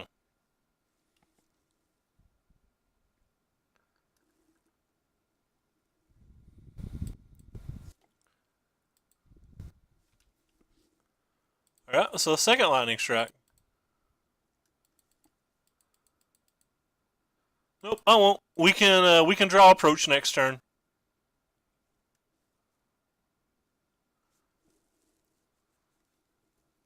Just like mill ourselves an opt and we get to approach.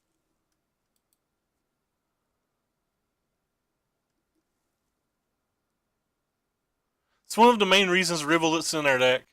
Like it's good versus the other control decks, but like the main reason it's in our deck is exactly to mill ourselves for 4.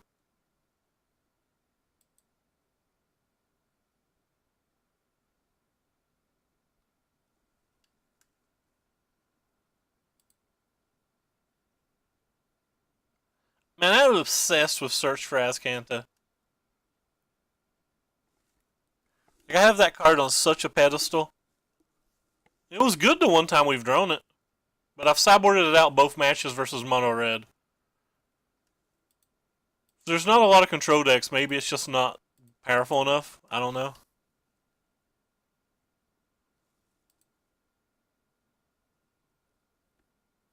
By the way, thanks, Nair. Nope. Or Nah, nope. Thanks for stopping by. I don't know if I've saw you before. Yeah, it actually overperforms. Yeah, so many people installed it. It's not letting me tap a land, so I think. Okay, never mind. He still had priority for some reason.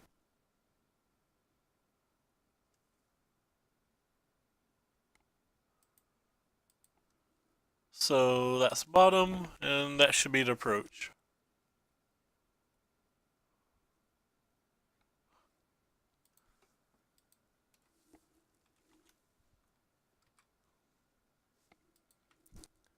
So opponent's hand was miserable, but we got there.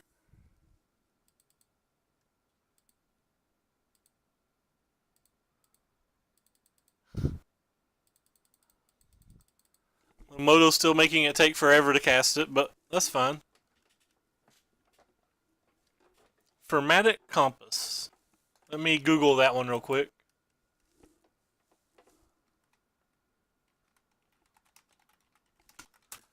Google.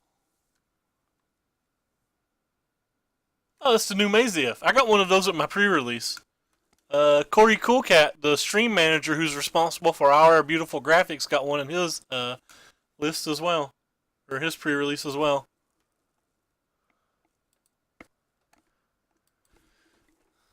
Alright, so going into the post-board games, or going into game 3, our opponent sideboarded out all his creatures, so we should just bring in our negates. I'm obviously kidding. I don't really like changing anything on the draw to the play in this particular match. There's a lot of matches that I do, but it's not this one. Ring Soda, my pool was the worst sealed pool I've ever saw in my life. I had one flyer in the entire pool. I had 4 removal spells in the entire pool, but all 4 of them were in 4 different colors. The biggest creature I had in my entire pool was a 4/4, and I only had 2 of them, and there was only 2 3/4s as well. Everything else was 3/3 or lower. So like I had no power, I had no speed, I had no evasion, and I had no removal.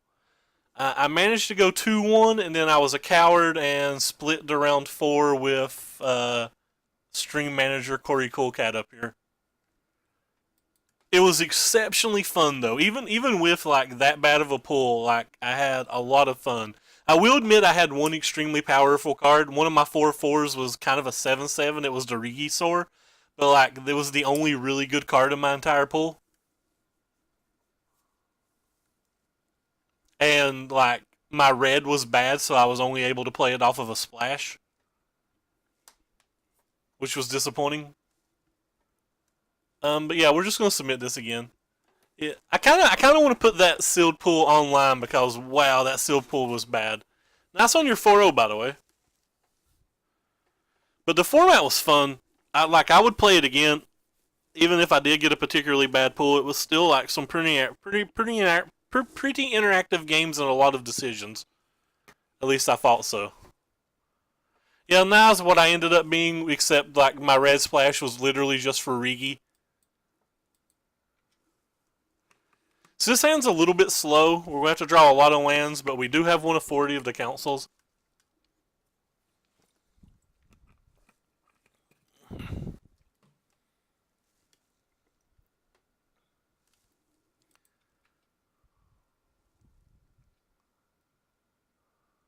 Oh, that's nice. Wish our store did sweet things like that. I would so enter a raffle because I'm an obsessive gambler.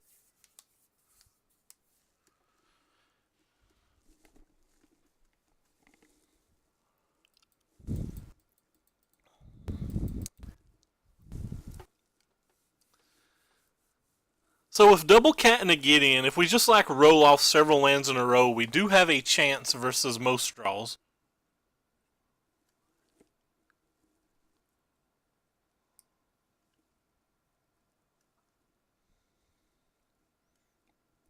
But we're really going to have to roll the lands off.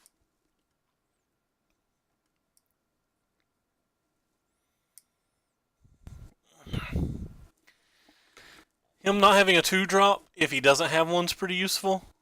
If he does have one, he misses an opportunity to press F6.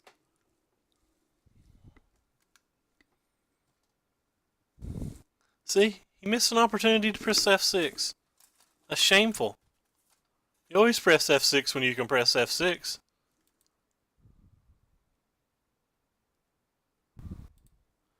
So we're going to lead with the farmlands. I would not cast an Effort Meltdown on either of those cards, especially if a Fumigate in their hand, so...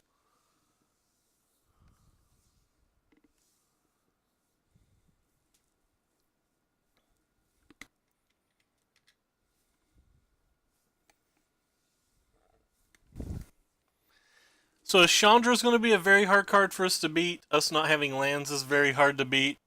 We're probably okay versus Hazoret, though, providing we hit the lands.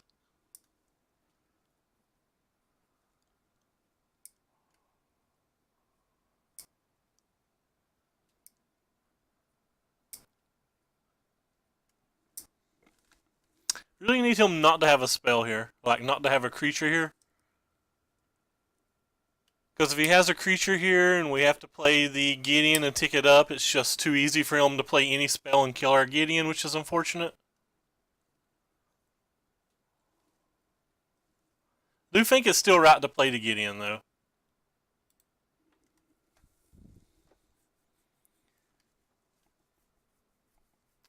It may not be right to play the Gideon, but I kind of think it is.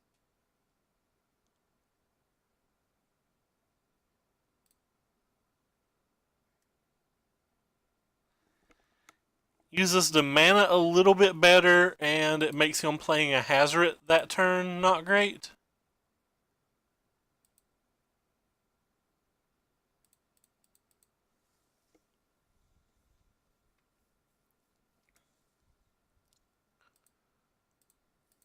And it prevents some damage because he'll probably attack the Gideon. Hopefully it's not Chandra. Would much rather it be Hazoret.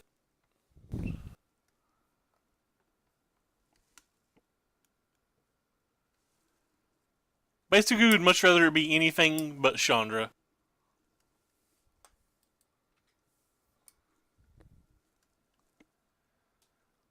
So this authority of the council has been pretty good.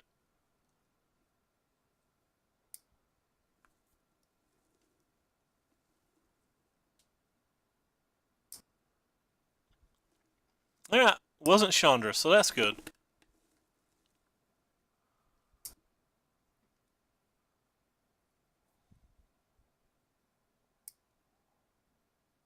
It's probably just a burn spell, though.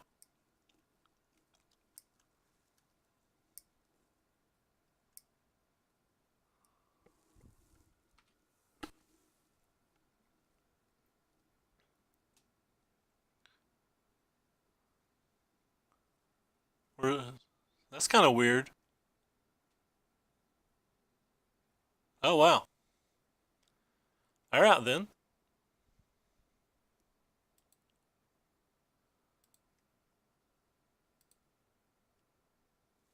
So we're certainly going to click on this one. So we're certainly going to click on this one.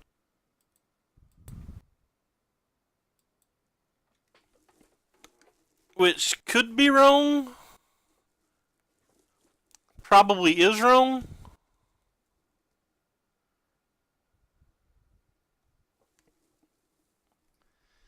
But it gives him an opportunity to send attacks in wrong spots.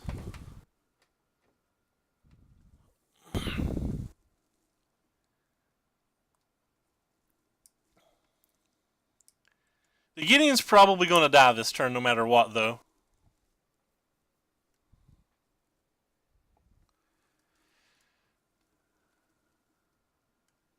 Because I think the Meltdown needs to go on the Hazoret, especially if I'm thinking about untapping and casting a Fumigate on the other guys.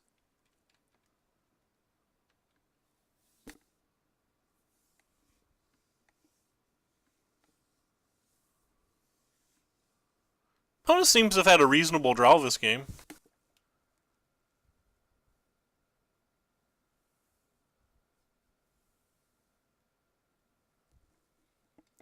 Technically could keep the Gideon alive, but I just don't think it's worth keeping the Gideon alive here, is it?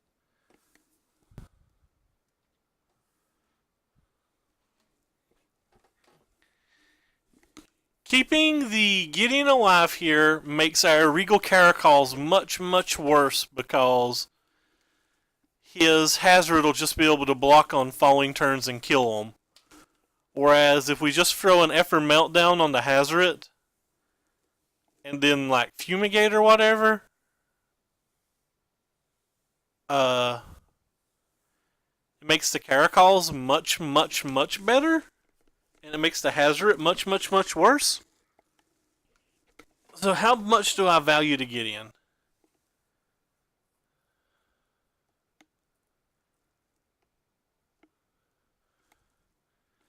Pretty sure we have to Wrath of God.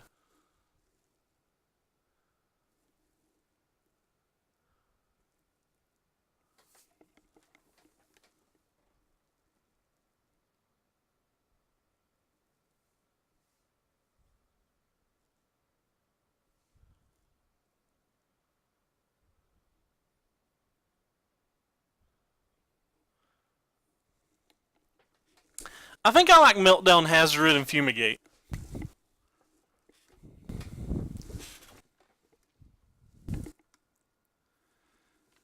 You might even add something else to the board.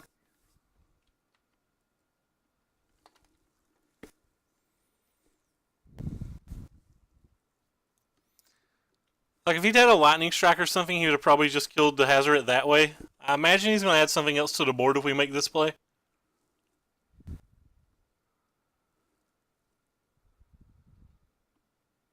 Be nice if he added 2 more things to the board. How good would that be?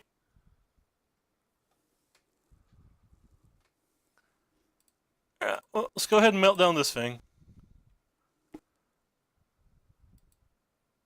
Melt down this thing so we can press F6. So this will let our Caracals be able to not die to the Hazoret in combat, which is pretty great.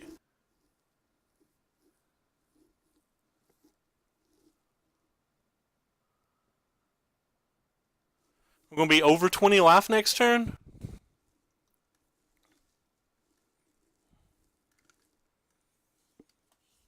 Opponent's running out of time too. Like, it's not just Moto that's being slow, like opponent's being slow with Moto. He could have a worse internet connection or something though, like it might not be the opponent's fault or anything, you know. With Moto having this lag, it gets exponentially worse on the worse or the more and more bad connection you're on. The worst connections you're on. Did I say more and more bad?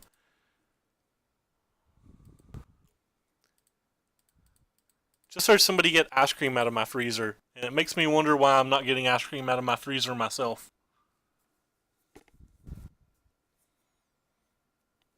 So we jump up to 25 life, and we have double cat, or 24 life, sorry, we were at 19 plus 5. And then we have the Cat Scratch Fever getting ready to come out. Cat Scratch Fever! Sorry.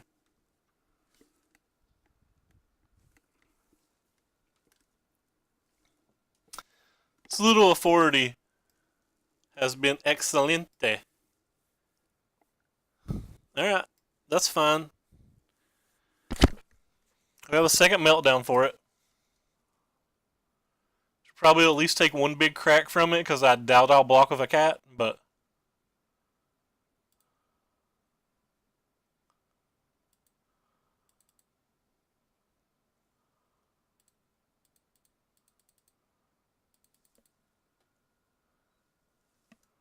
I assume he knows that, yeah.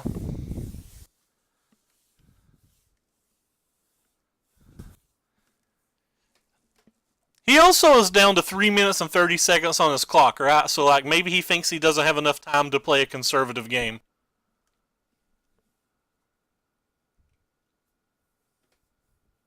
Like, the shot clocks on Moto come into play. With him being down to what's going to be like 3 minutes on this opposing turn, he might have just felt he couldn't win a longer game.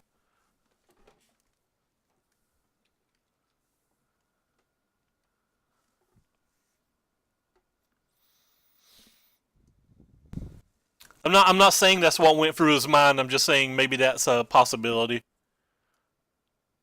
I like how the authority of the council protects us from the first Glorybringer. Well, we're certainly not blocking.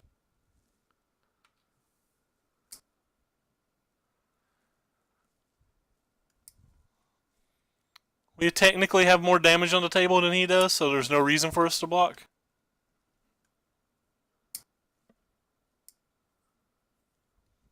Yeah, there's no reason for us to block at all.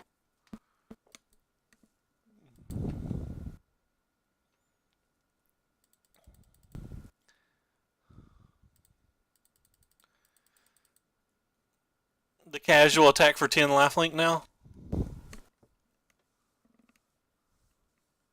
Have a second meltdown for the Hazard too, if it mattered.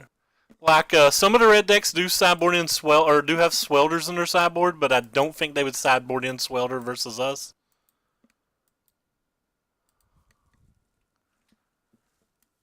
Like I find it highly unlikely that they did, but you never know.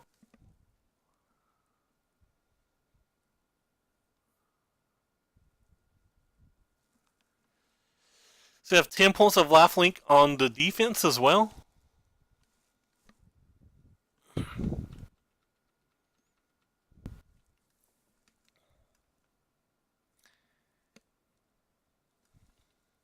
With the current Moto lag, even if he had Swelder, I think it would be hard for him to win in under 2 minutes.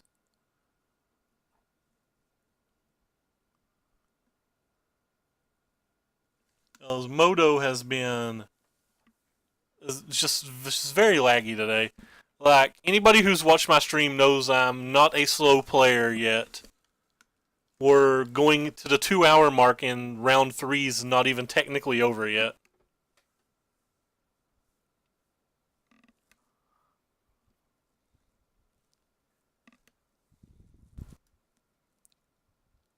Alright, I'm just going to cast Meltdown on this, and I'm not going to do any blocks. I don't know, I guess it's fine to block. If we think his only out is Swelder, there's no reason not to block. Swelder or Hour or something of that nature, then there's no reason not to block. It's just a 3 block then. Because, like, him having one removal spell for the Regal Caracal doesn't change anything. And it's not that bad. You gotta keep in mind, too, that they said today set the record of most users ever logged in at one time. So, like, maybe they were just not prepared for this scenario. Yeah, so opponent's dead.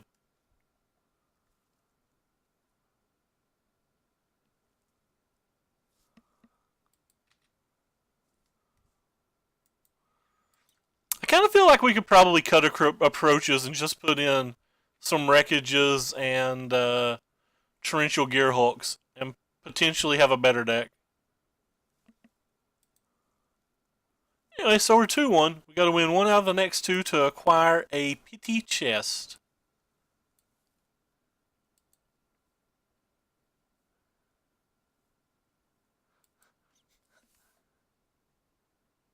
Oh, I'm sorry, Tommy. Like, so many people hate Moto that it's kind of hard to tell when people are being sarcastic and when people aren't. I personally love Moto. Like, if If it weren't for Modo, I probably wouldn't continue to play Magic. I started playing Magic in 1993, but like for the past say 7 or 8 years, like Magic Online's really been my outlet to play.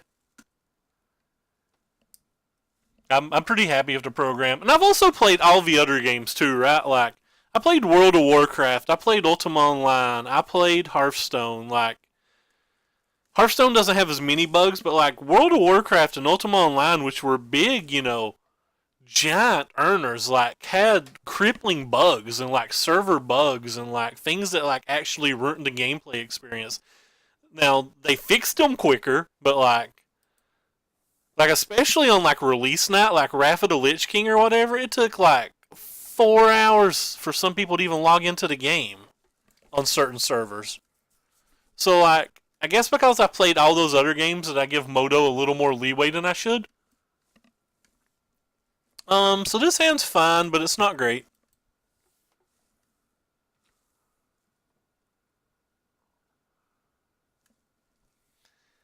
And if our opponent leaves with a basic mountain and like a Beaumont courier or whatever, we're just gonna facepalm and hope that we get lucky on game 2 and 3.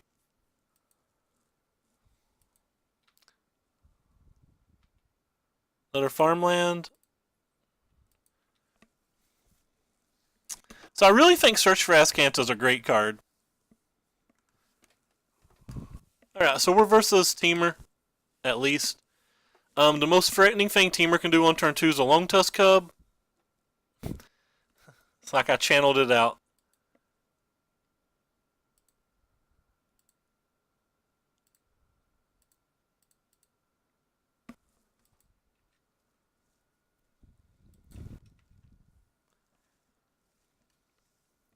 It's like I was just asking for it.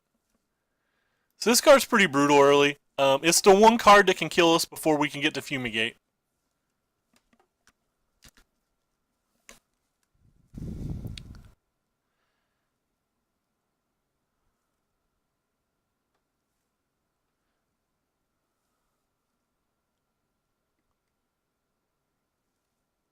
Yep.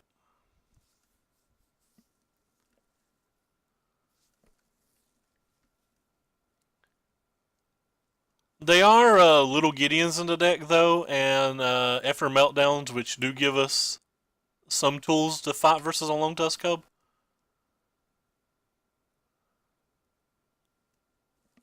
Put an island into our graveyard? Yes. Wonder why it's doing that instead of like popping up a little window or whatever. Another Supreme Will?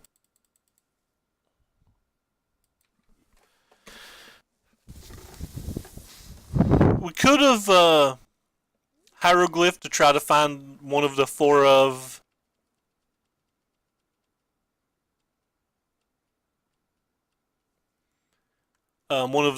approaches, but I think it's better just to hold up a Supreme Will to try to hit a 4 or 5 drop.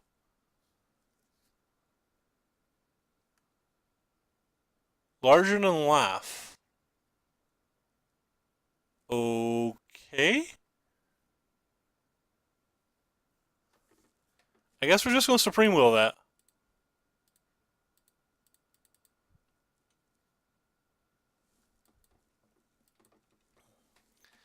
Should prevent 4 damage. Wonder why he didn't pick the Longtusk Cub. He could have paid for it if it was the Longtusk Cub and gained 2 life. Might be trying to bait us to tap out so he can like play a Pummeler or whatever.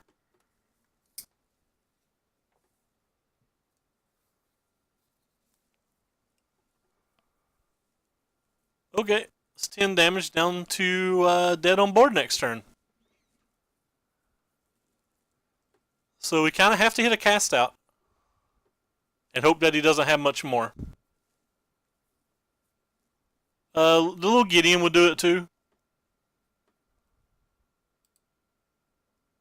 So what do we got? Put an island in our graveyard. Yes.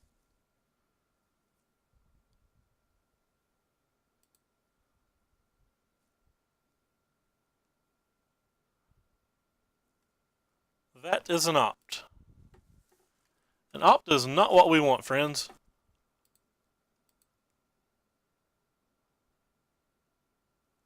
It gives us 2 cards, though. Don't want another land. Does enough for Effort Meltdown keep us alive? Probably not.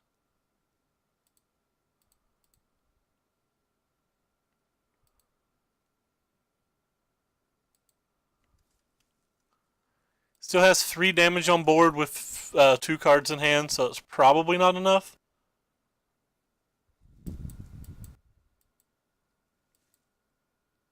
Hey, thanks for following a Double Helix 23.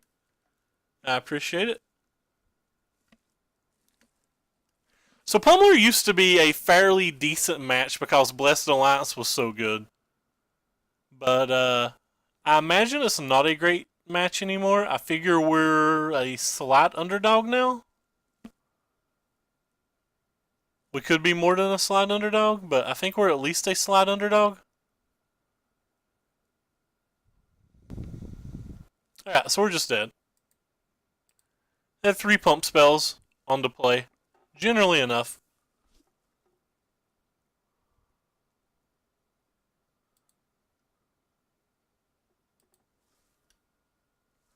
Alright, so out of the sideboard, I really like these.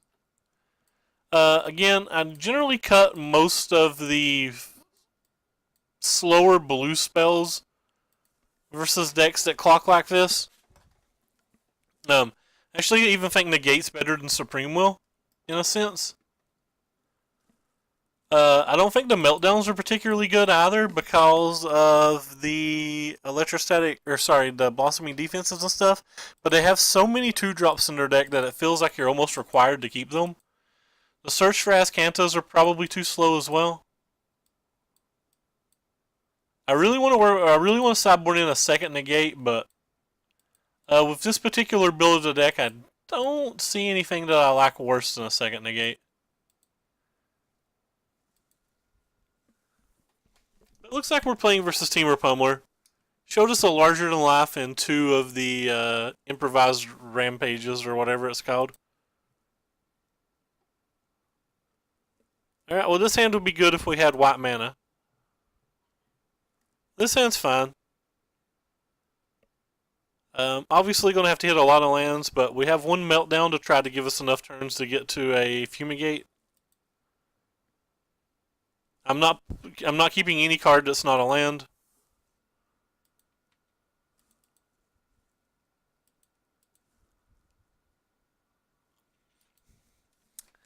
I think it falls into the same trap that the 4 mana Wrath is. Like they're just like his blue spells are probably for negates and stuff, and us tapping out. It's kind of bad, but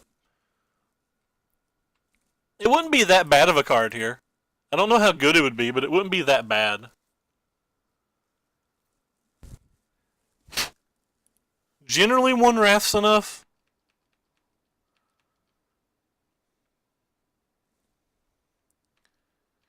I have to hit some lands, but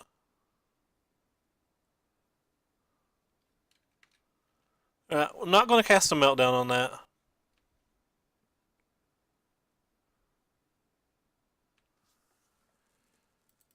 Red Rover, send more lands on over. Like how we're just like sitting here in my main phase and it won't let me play the island.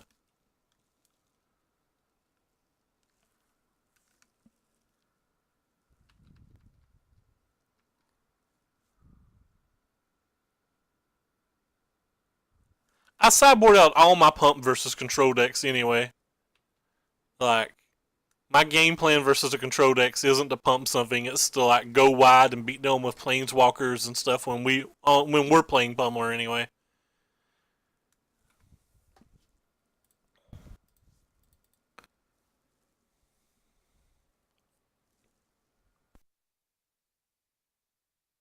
But we're not getting paired versus token decks today, so the Hours of Revelation in the sideboard will probably become Seagate wreckage or will become wreckages again. Like it's pretty likely that they will anyway. The main reason that we're playing hour over them is like yesterday we got paired versus multiple token decks round after round. I just assumed there'd be, and since we actually have a token deck that we want to test as well, I was just kind of like thinking that token decks would be more popular than they are. We've not got paired versus any tonight, but again, it's kind of a small sample size. This is just our 4th match. Unfortunately, we're like 2 hours and 10 minutes in. We're getting nowhere today, in terms of getting matches over with.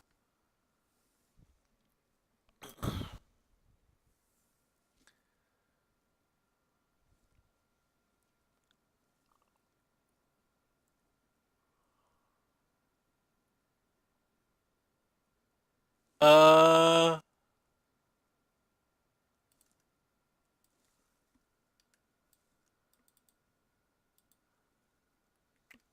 let's look at it. Some of the cards in the token deck are in the deck we're currently playing.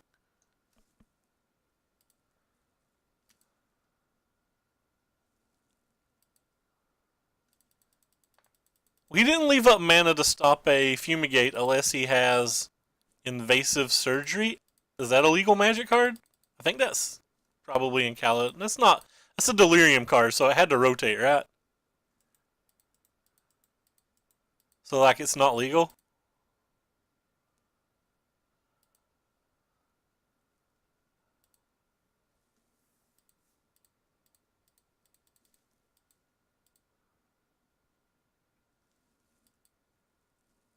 All right, there we go. So you're watching this while at a baseball game? Wow. Spell Pierce, that's fair. Pierce is a card.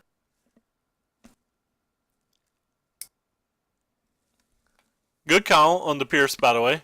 I wasn't even thinking about Pierce. I mean, I don't think we had any options. We had to play that anyway, but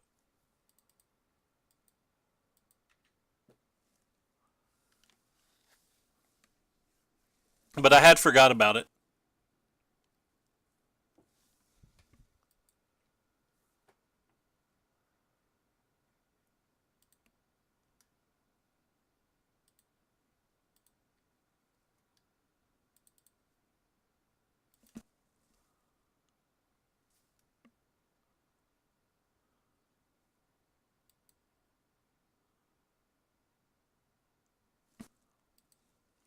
Yeah, it does seem like a little overkill. Maybe his hand's just like pure gas and he thought it was okay. By the way, Corey, are you logged on Moto? If so, I can ship you the deck.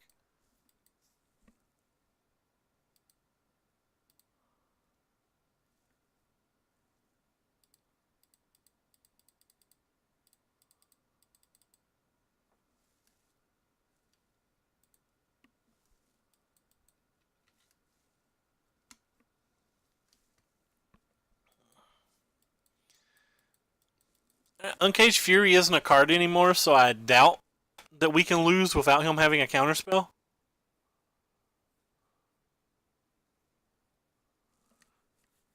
Let me know when you're logged on. Oh, by the way, for anybody who doesn't know, Corey Coolcat is the stream manager here, and we have to thank him for all of our graphics and all of our pretty stuff, like our emote and our donation box and stuff. Like Corey Coolcat is the best.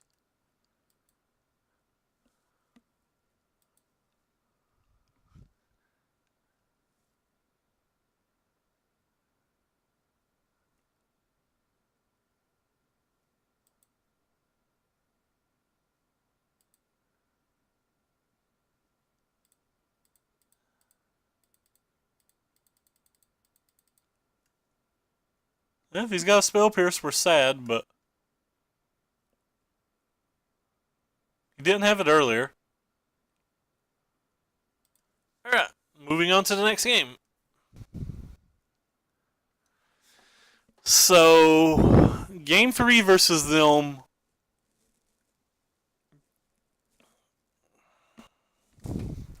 Hey, thank you, JJ Still. We appreciate it, man. Are you a big baseball fan? Or you just kind of like watching it because you're there? I don't think I want the Hours of Revelation. If I knew that he was on some kind of Planeswalker, like maybe we would want it. But we've not saw a Planeswalker, and we know that he kept the Pummeler in, so he probably kept the Pump Spell stuff in too. Appreciate the extra 100 bits, JJ. Still, if I'm not mistaken, that's like 500 in 2 or 3 days. I used to love baseball when I was younger. Absolutely loved it when I was young, and then they like went on strike, and I could just never get back into it. Thank you for following. Zapsis27? That sounds right. Zapsis27 sounds right. I don't think I want to sideboard out any of the ops for the Supreme Will. I do kind of want a second negate, but there's nothing that I really want to sideboard out for it.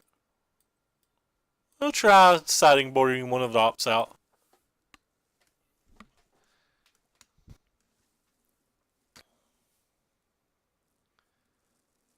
This hand's pretty reasonable.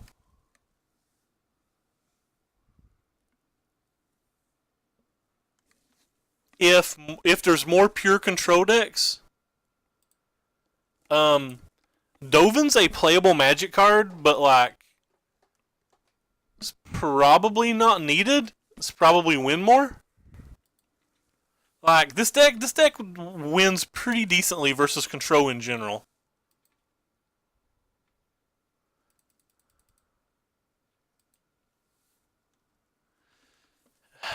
Thank you for following Tommy Clean Socks. I appreciate that as well. So far today, I've seen like a whole lot of dinosaurs. I slept in late today though. I woke up very late. We've got paired versus Mono Red twice. We got paired versus some like Esperish deck with some like Pirates and Scarab Gods and Walking Ballistas. And then we've got paired versus this Pummeler deck. This is just our 4th match.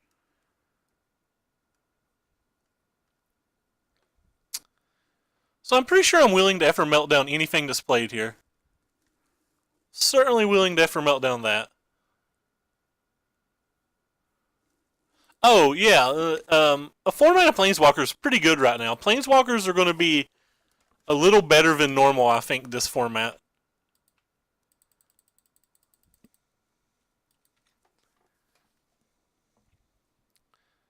Pummeler has to try so hard to get past the meltdown.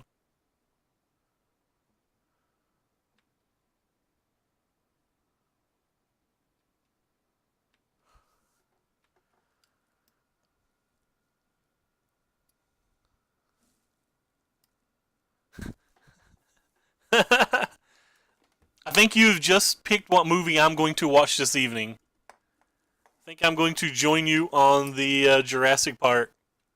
Did you watch part 1 or did you watch a different one?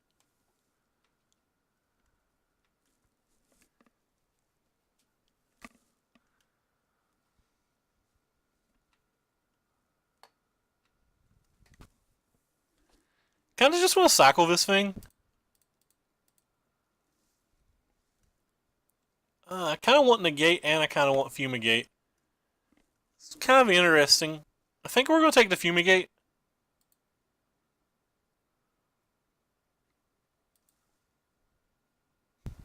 The original is the correct one in my opinion.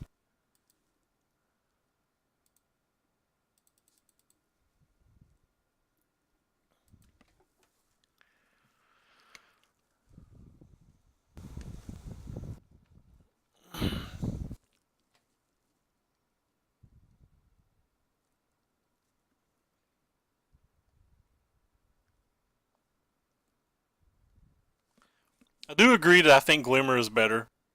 Wow, that was a good card.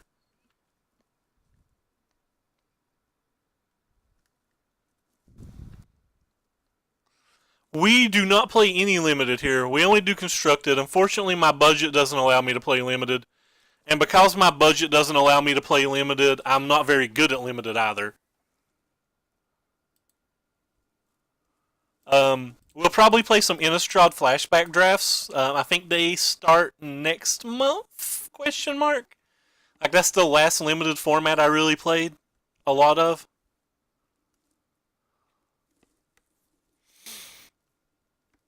It's kind of cool that we get the 5-mana Stone Ringing.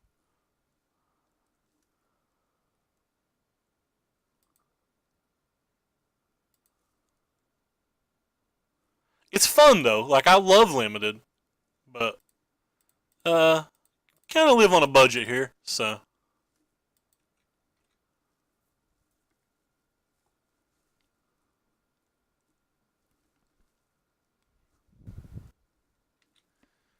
So kind of hoping that there's not another Pummeler in our future. Another Pummeler could cause some serious problems. Bristling Hydra, less problems. Untap land would be, like, thumbs up great. So that thing can attack for 6, 9... He's got 2 pump spells. It could attack for 14.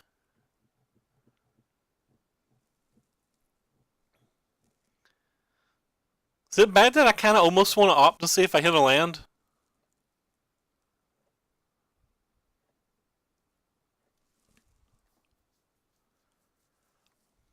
Kind of want to Glimmer as well. Could like Glimmer into a negate maybe?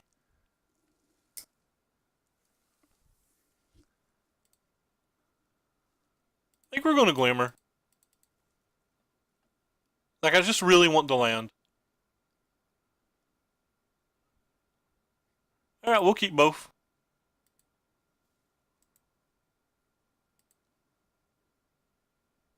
Well, I don't think we're dead, so I don't think we have to have a play. It's hard to say what I think the best deck will be because that's kind of like fluid. Like there'll be different best decks every week. For week 1, I'll be pretty shocked if like red deck wins and Teamer maybe not. They may not win the Dallas Open, but I think overall they'll be among the best performing decks at the Palace Open.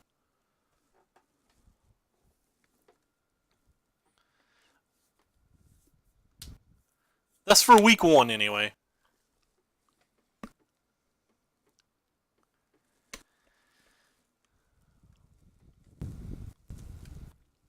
And then I have to see how decks like try to combat them.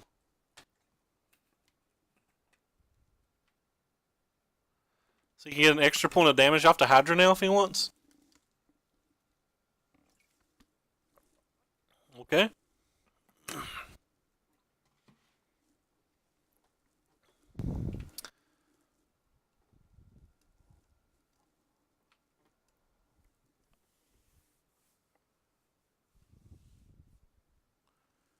Yeah, well, we're not blocking.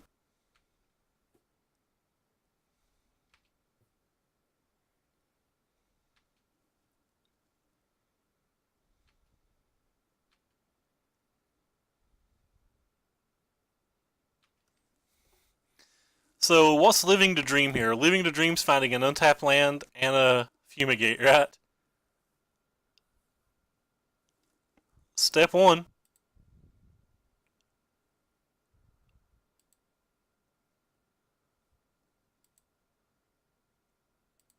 That's not step 2.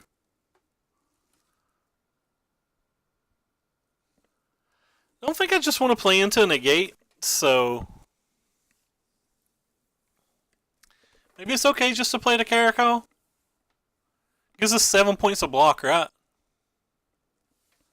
think it's okay just to play the cat.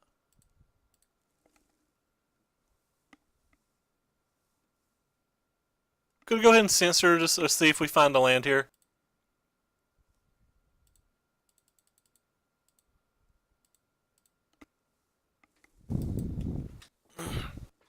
The next turn we have a Fumigate plus a negate, so we just kind of have to live.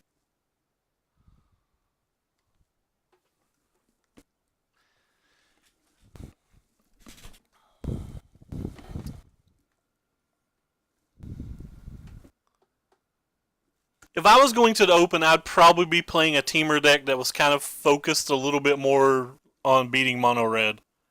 Oh, that reminds me, JJ Steele, you're in Texas right now. You going to the Open this weekend?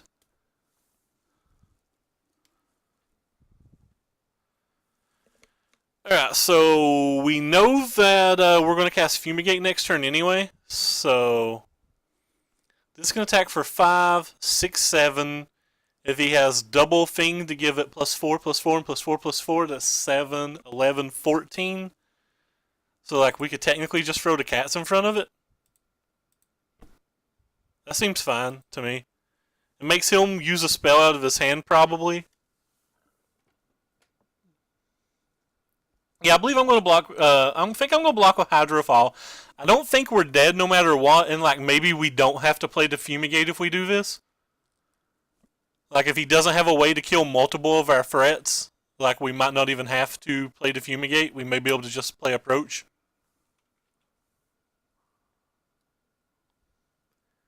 If he has a way to keep the Hydra alive, we'll cast the Fumigate though.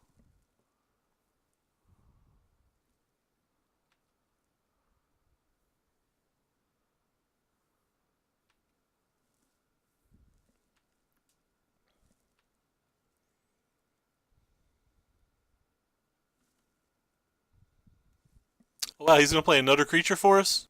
That's so good. That's multiple of our opponents that has made that exact play for us tonight. It's kind of hard to play around the second Fumigate, but we are like 20-ish cards into the deck.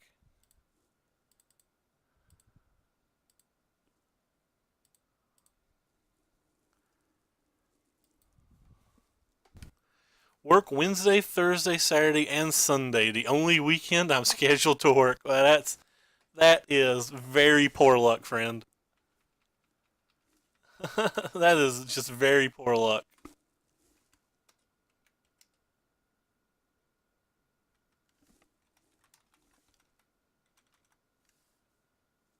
So we'll go ahead and pop that there.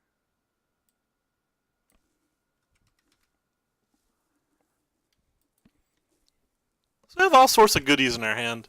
Wow, he has no nothing as well.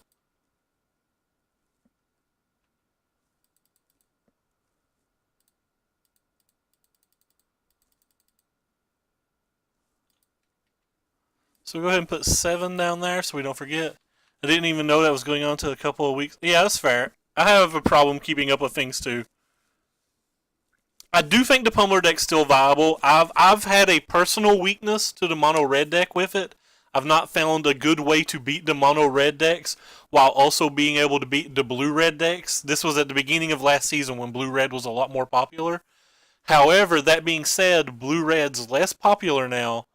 Wandering Fumarole's not a card now. Control's going to be less popular now, and Carnage Tyrant out of the sideboard really fixes those matches a lot. So I actually think Pummeler's going to be rather good now because you can use a lot of the slots that I previously was having to use to beat control decks. You can focus those to try to beat the mono red decks now. So now we're 6 cards down, and we know that we draw Approach next turn because we get to mill ourselves for 4, and then we have a Scry in our hand. So he's got 1 turn to find a negate and or spell pierce and or draw 25 or deal 25 damage. So we're in a pretty good spot here. And he showed us a land, so that makes it pretty simple. Just go ahead and mill ourselves for 4. And then that puts it 2 cards down. That puts it 1 card down. This puts it in our hand, which I'm just going to go ahead and draw it in case my math's bad for some reason, but it's pretty hard for the math to be bad. And he's hellbent, so like we didn't have to worry about anything. Alright, well, we locked up a pity chest.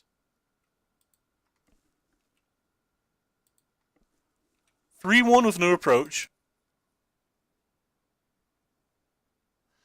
I was never running the Immolating Glares. I'd cut them, but at the moment they're replaced with Ever Meltdown because I thought there was going to be more Teamer decks in the format than Mono Red. If that turns out to be wrong, we might have to put some of the 1 mana white or the 1 mana white spell that deals 2 damage to target attacking or blocking creature.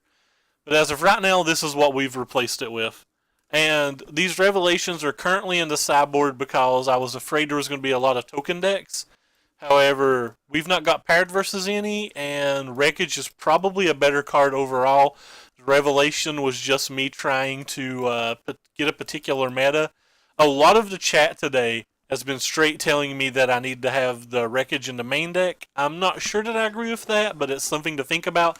It's something that we'll certainly try. Just because I think something's wrong doesn't mean I'm not willing to try it. Like I'm not infallible. Like I do make mistakes, so like I'm willing to try almost anything.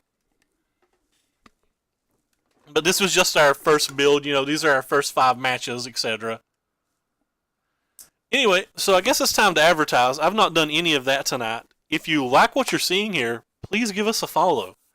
And if you look at the links below the stream, there's one to both my Twitch, where you can find every deck list we play, and every time we go live, and our random opinions on things.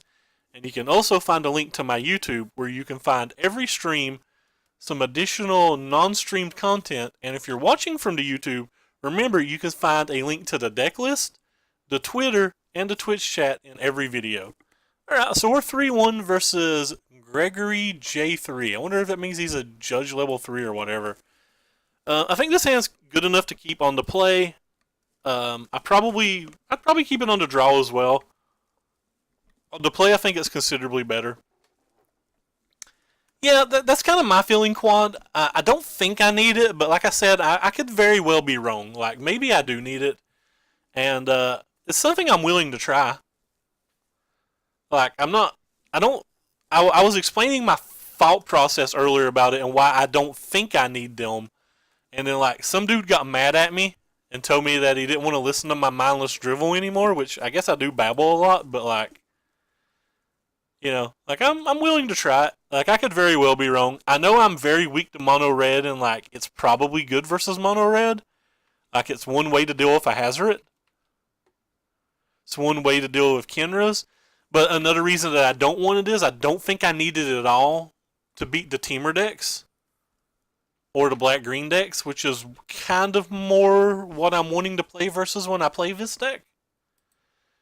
We immediately see another mountain, and we're hoping that it's not. We're hoping that it's not mono red again. Besides winning and losing, we just kind of hope it's not mono red, so we get a bigger variety of decks to test versus. You know, like playing versus mono red every round doesn't really teach us anything except for the mono red match.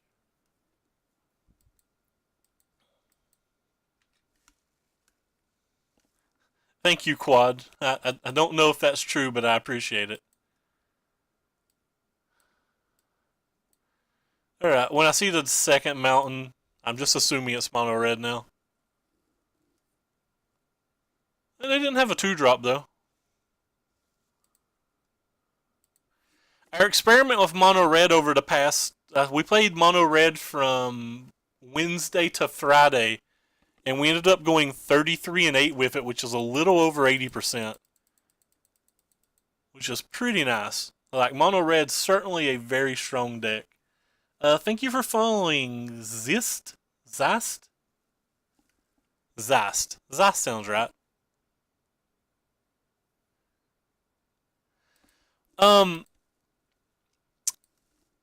Like, we tried a variety of different builds and we were always changing cards in the deck, but overall, I think we won right around 68% at the beginning of the season when there was a more focused meta. We won a whole lot more than at the end of the season when we had to worry about the blue-black Scarab God decks, the Reanimator decks, the Eldrazi decks, the mono-red decks. Like, when all we had to beat was black-green, mono-red, and Teamer, we did a lot better than when we had to add all those other decks into the mix. So, like, at the beginning of the season, I didn't keep stats. I'm going to keep stats for this season. I did not keep stats for last season. But I really want to play this, but, like, I just feel like I can't. But, if I was guesstimating, and at one point I went back and counted, at 105 matches, we were, like, 73 wins, I think, but like it got a little worse after that. But anyway, what I'm babbling, but what I'm trying to say is at the beginning of the season we were winning about 75 to 77% of our games. At the end of the season, we were winning closer to like 63 to 65. So overall, I'd say we played a whole lot more at the 75 than we did at the 63. So overall, I'd say we won about 67% over a fairly large sample size. But that includes all the metagame shifts and stuff. And like some days we were just on the wrong build of the deck and things. We're really hoping he didn't have a spell here. When he went to that second main phase, I got immediately excited. And now I'm very sad.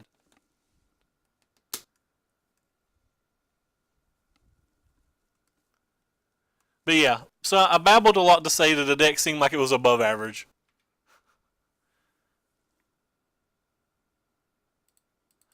For a while there, at the beginning of the season, we were winning so much that we thought we just straight broke it. And for a few weeks, it may have been the actual best deck in the format. And I'm not saying that in hyperbole or anything. It literally may have been that good for a few weeks.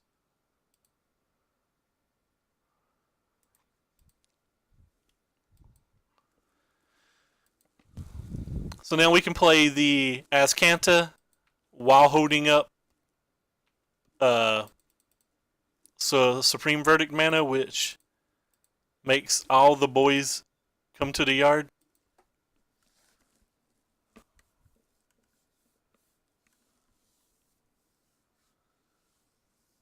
No, I totally agree with you. I mean, again, like when you're building, I always view Approach more as a turbo fog deck than anything, but like, it is a control deck, I guess. And when building a control deck, being able to fight the meta is very important. I actually think it's very good. It's very good. It's a card that's like when you look at our sideboard currently, we have a bunch of four ofs in here, and anytime you see a bunch of four ofs in the deck, the deck's probably not tuned well enough. And once we get more of a wrap on exactly what the meta is going to be, we'll be cutting cards like some of these extra copies of Negates or extra copies of a 4D out, and that's the type of card that'll be like coming in over them. Like when we know more specifically what matches we're wanting to try to beat. So we know how many of them we need and stuff like that. Yeah, the metagame changes so fast online, man. I don't think it's worth it to flip Azcanta. Like, we technically could, but we leave our shields down if we want to. I guess we technically can hold up Supreme Will, but... I think I'll opt in my upkeep and then make a decision. No, I guess we need to... Yeah, I think we'll start with the opt.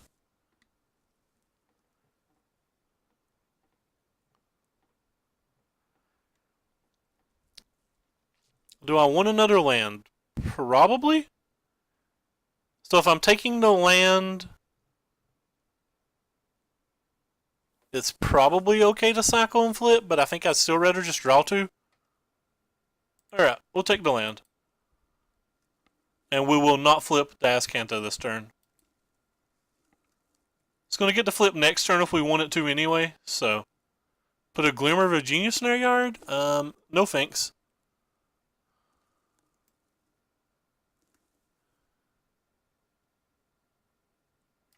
I think we'll keep the Glimmer.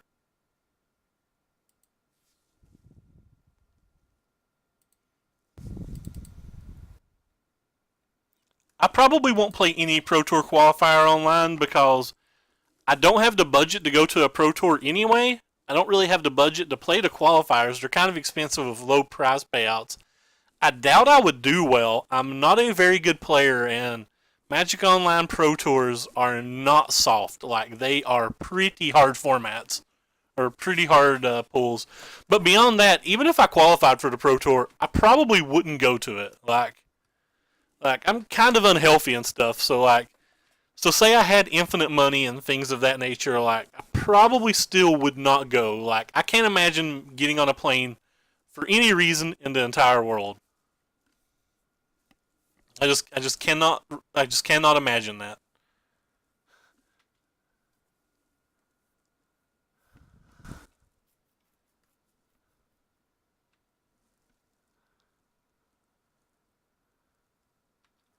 So our opponent's draw seems like it's been very bad. We're still at like an effective 12 life with Double Desert out. So 1, 2, 3, 4, 5, 6. We'll put the sensor on the bottom. We'll put the approach on top. So that puts 6 cards in our graveyard. We want to land, I think. Actually, we probably don't want to land, do we? No, we have the Supreme Will. It's fine. So go ahead and cycle this.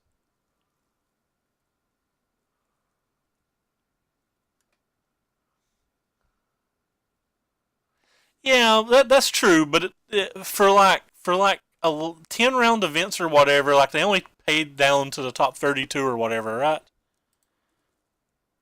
All right. So we're going to flip Azcanta. It's a guaranteed 7th land. Do I want to put another approach in our graveyard? Not really, but we kind of need to.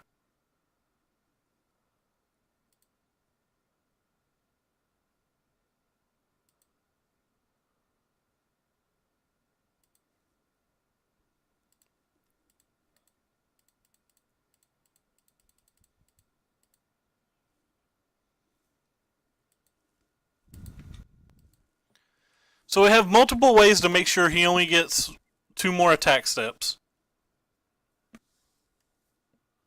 Which is kind of neat. Maybe a Hazoret could still do it, I'm not sure. But I feel like we're pretty safe now to steal a game 1 versus a deck that I don't expect to beat. This is our 3rd mono red match this league too. Just a Glorybringer.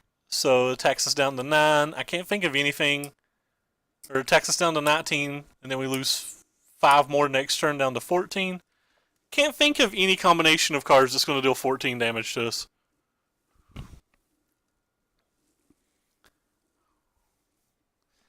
So Azcanta flipping was really nice there. It found us our 7th land. I've been pretty impressed with this card. I'm not going to lie. That card's thoroughly impressed me.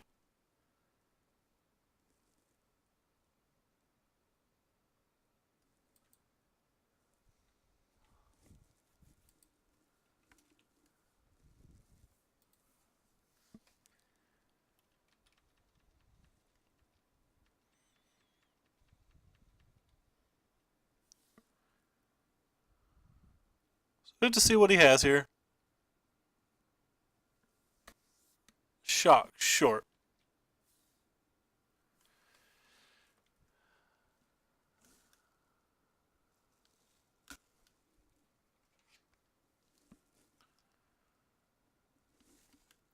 Can't believe this league's going to take close to 3 hours because of the moto. Really want to play a second one tonight.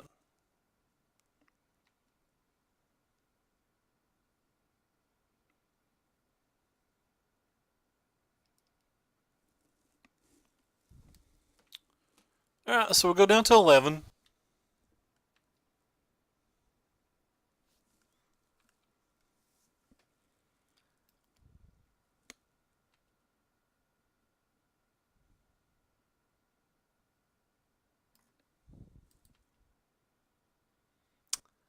This is our 4th match. We're currently 3-1, but we've played versus 3 mono red decks, which is what I'm going to assume is going to be a bad match. We're going to win this game 1, but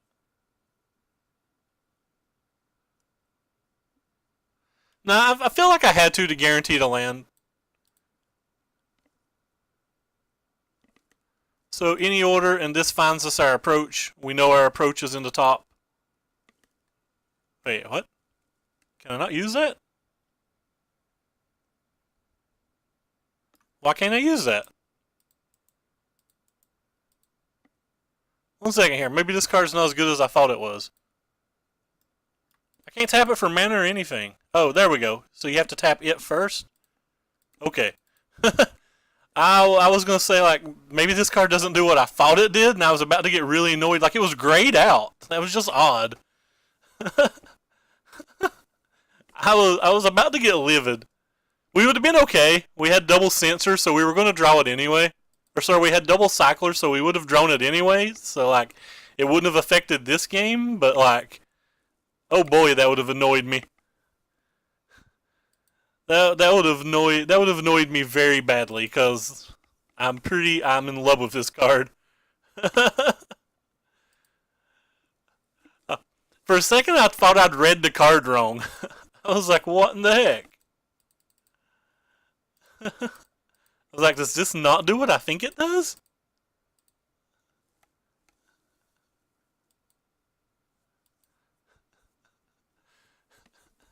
I definitely got worried just then. Nice, nice. I really like that card. I think that card is going to be a long-term EDH staple too, for those folks who like EDH. Like this entire legendary land cycle, I think, is a pretty sweet cycle. Anyway, so again, I don't think we're actually a favorite to win this match, especially now that we know that he has Glorybringers in his main deck. Even I wonder if that means he's playing like Captain Lannery or something and like playing the ramp build of it. That'd be pretty sweet. We've not got paired versus that today. Anyway, typically I like to take out the slower blue cards. Yes, I even take out the Azcantas that I don't really want to take out in this match. We're going to cut an opt and we're going to leave 2 Supreme Wills this time. But wait.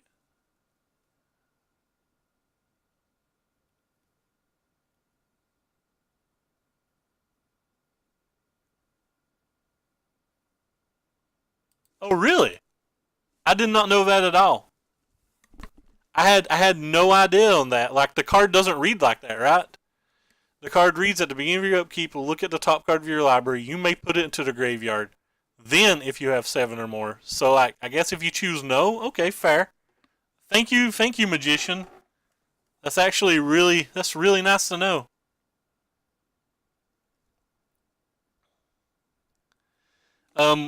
This is the third one we've got paired versus, and the first one we've saw the Glorybringer, the opponent having the Glorybringer.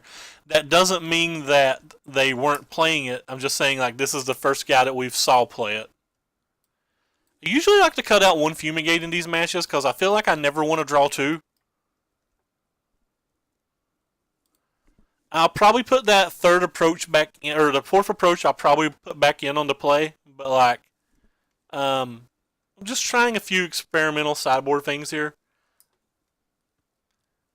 I don't really think I want the Supreme Wills on the play either, but I'm not sure. Alright, well this hand's not great, but like I've been saying, like I don't think we're a favorite versus mono red anyway, and I don't think our hand gets much better than this. Like I don't think I can mulligan to just find an authority of the council.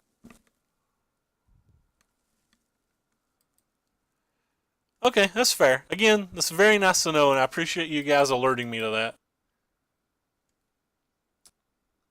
Thank you for following Landsilva157. We appreciate it, man.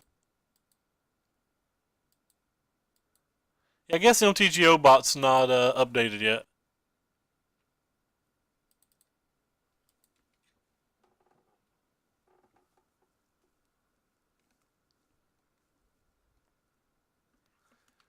I believe if you guys type /deck, that link will link to something where you can read it, but I guess I've not even double checked. I should double check that. I don't know. I don't even know if it does. I think it does.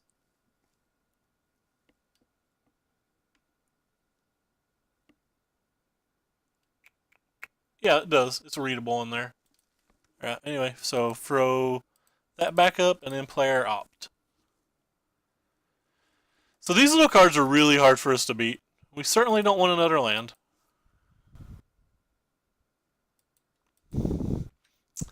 Yeah, right on time. It's better than not drawing it at all.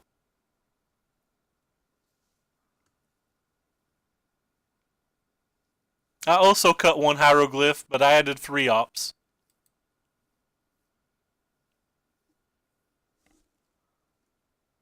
Oh wow, he doesn't have another land. Maybe we can get the Fumigate or something then?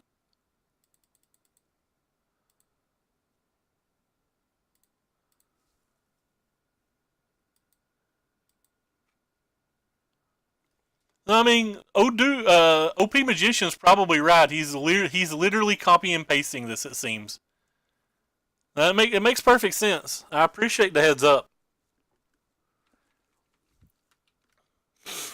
And I'm glad to find out before it costs me a game, because that would have probably cost me a game at some point by me not knowing.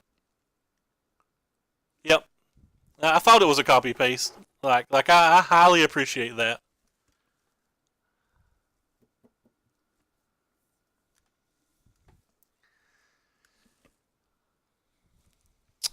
Well, I guess the Beaumont Couriers are less good if he doesn't ever get to cast the cards in his hand. Silver Lining?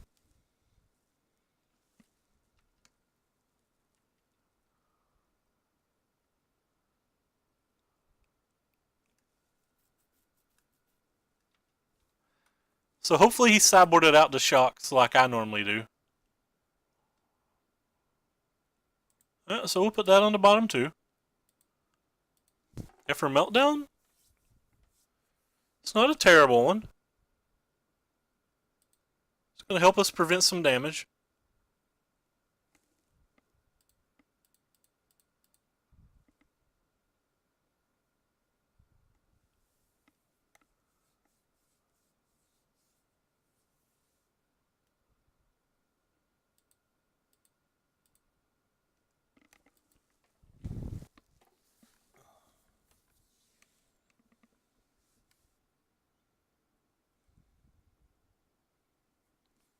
A couple shocks would be bad to kill the Gideon though. Land in a lightning strike would do it as well.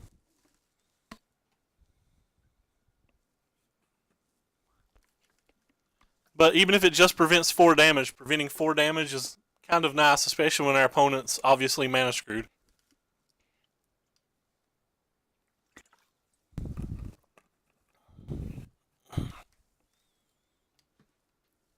At some point, he's going to have like 7 cards under a Beaumont, and he's just literally going to sacrifice it to draw a brand new hand just so he can get lands. It's going to be kind of funny.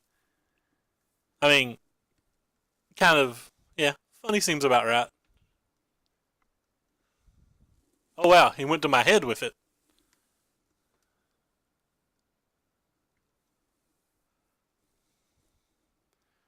Still should have attacked with this to get a card under it.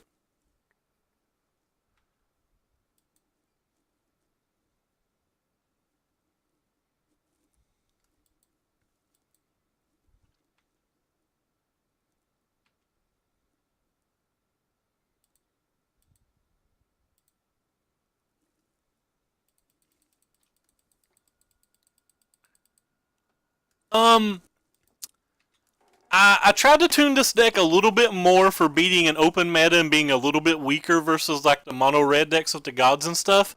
And yesterday we got paired versus a ton of token decks when we were testing yesterday. And we're running the Hour of Revelations in the sideboard because it's better versus the Anointed Possession and Hidden Stockpile type decks. Um, I don't think I need the Wreckage to beat the Teamer decks and the Black Green decks and stuff like that. And our main deck's really tuned to beat like those decks. Or no, I shouldn't say tuned to beat those decks, but like um I feel more confident in us beating those decks. I guess that's how I should phrase it. I thought Mono Red was going to be a pretty weak match for us to begin with.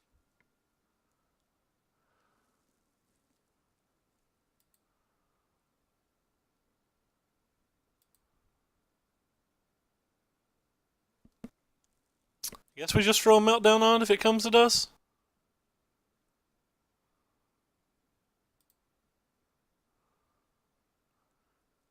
Wonder if it's okay to just start attacking him.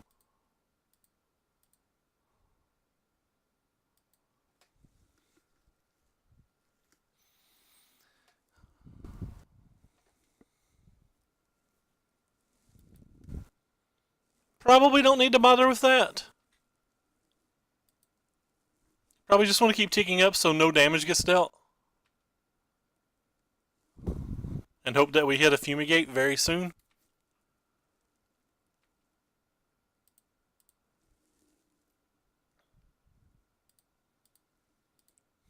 At some point we can always ultimate and get a Gideon emblem as well.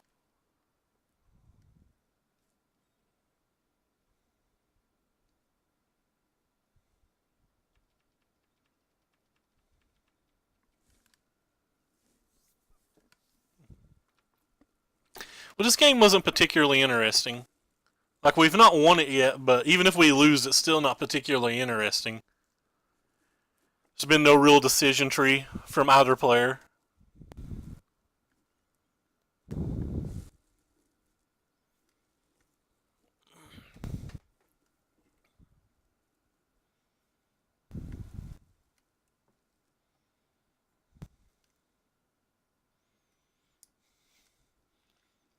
So, Lightning Strike, sure.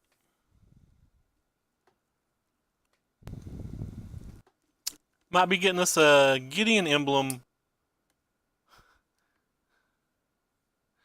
We've had some really nice matches on stream where like it was like Gideon emblem versus okay, he can do that. It's like Gideon emblem versus our opponent and I both like playing cast outs and stuff like that just to try to get our Gideons back in responses to opposing approaches and stuff. It's kind of cool. Those are always some kind of like pretty interesting battles when like you're in a mirror match and you both have the Gideon. I think I'll just keep the approach.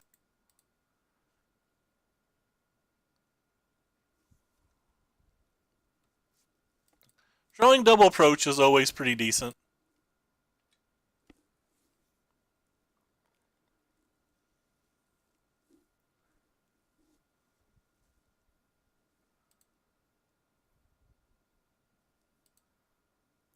No, that's a guaranteed 7th land, so we'll go ahead and play the guaranteed 7th land.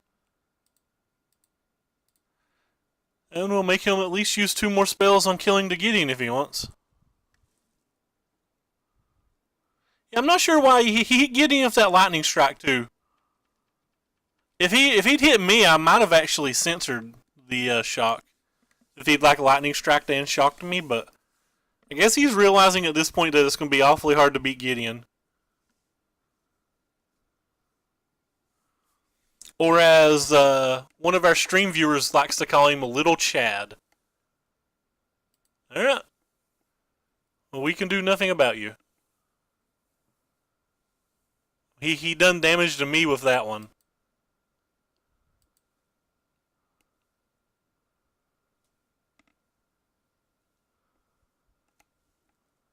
So that's some kind of interesting decisions that he made with his burn spells. We could be at 1 if he just thrown them at us. Of course, we would have used a Gideon ultimate last turn had he just used them on us.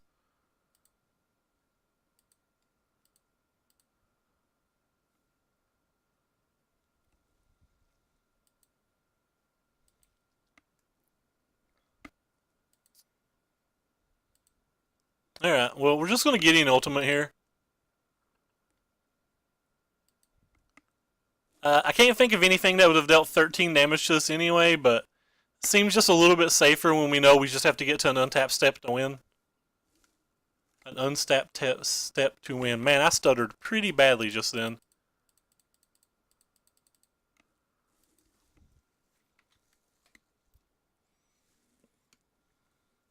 Yeah, our opponent got mana screwed pretty poorly here. It's kind of an unfortunate way to end hour 3 of a league. 3 hours to finish one league, though. Wow, that's pretty disappointing. I don't think the games were particularly long either. It wasn't like we had any deep control versus control matches. Only one of our matches seemed like it took a particularly long time. Just this little bit of latency on Modo it just caused a lot of issues these 2 games. Or 5 games. Anyway, I do appreciate all you guys coming out today. We had quite a lot of new followers. So I hadn't even used Gideon that time, and he still didn't bother to attack.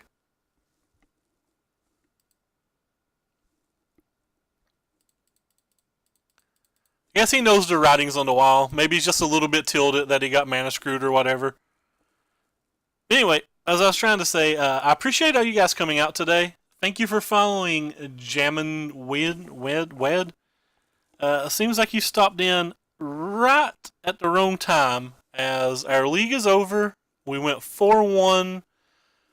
We went 2-1 versus Mono Red. We beat a Teamer Pummeler deck, and we beat an Esper Pirate Scarab God Walking Ballista like kind of brew. It actually seemed like a pretty cool deck. What did we learn today, deck wise? We got, I mean, it's just a small sample size, but it doesn't seem like the blue cards were particularly good. Doesn't seem like the Hours of Revelations were particularly good.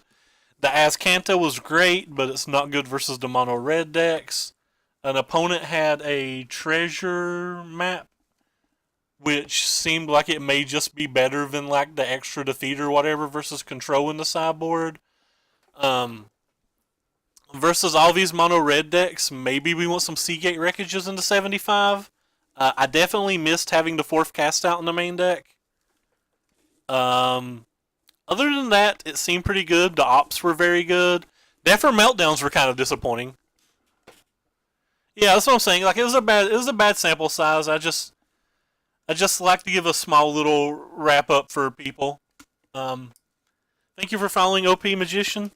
But anyway, I'd planned on doing 2 streams tonight, but it's now 11:30 p.m. where I live, and I still need to get out of the house and get some exercises in. I apologize for the league taking so long. I really appreciate you guys stopping by. I really appreciate the bits from JJ Still. Seagate Wreckage did rotate, yes. Did I mean to say? I meant to say the Search Wreckage or whatever. The Wrath of God Wreckage. I apologize. Good catch. Sorry about that. Again, I'm terrible of card names. And we're going to toss out a host to somebody. I'm trying to find somebody that plays Standard, but it seems like everybody I watch is not playing Standard right now. So, I guess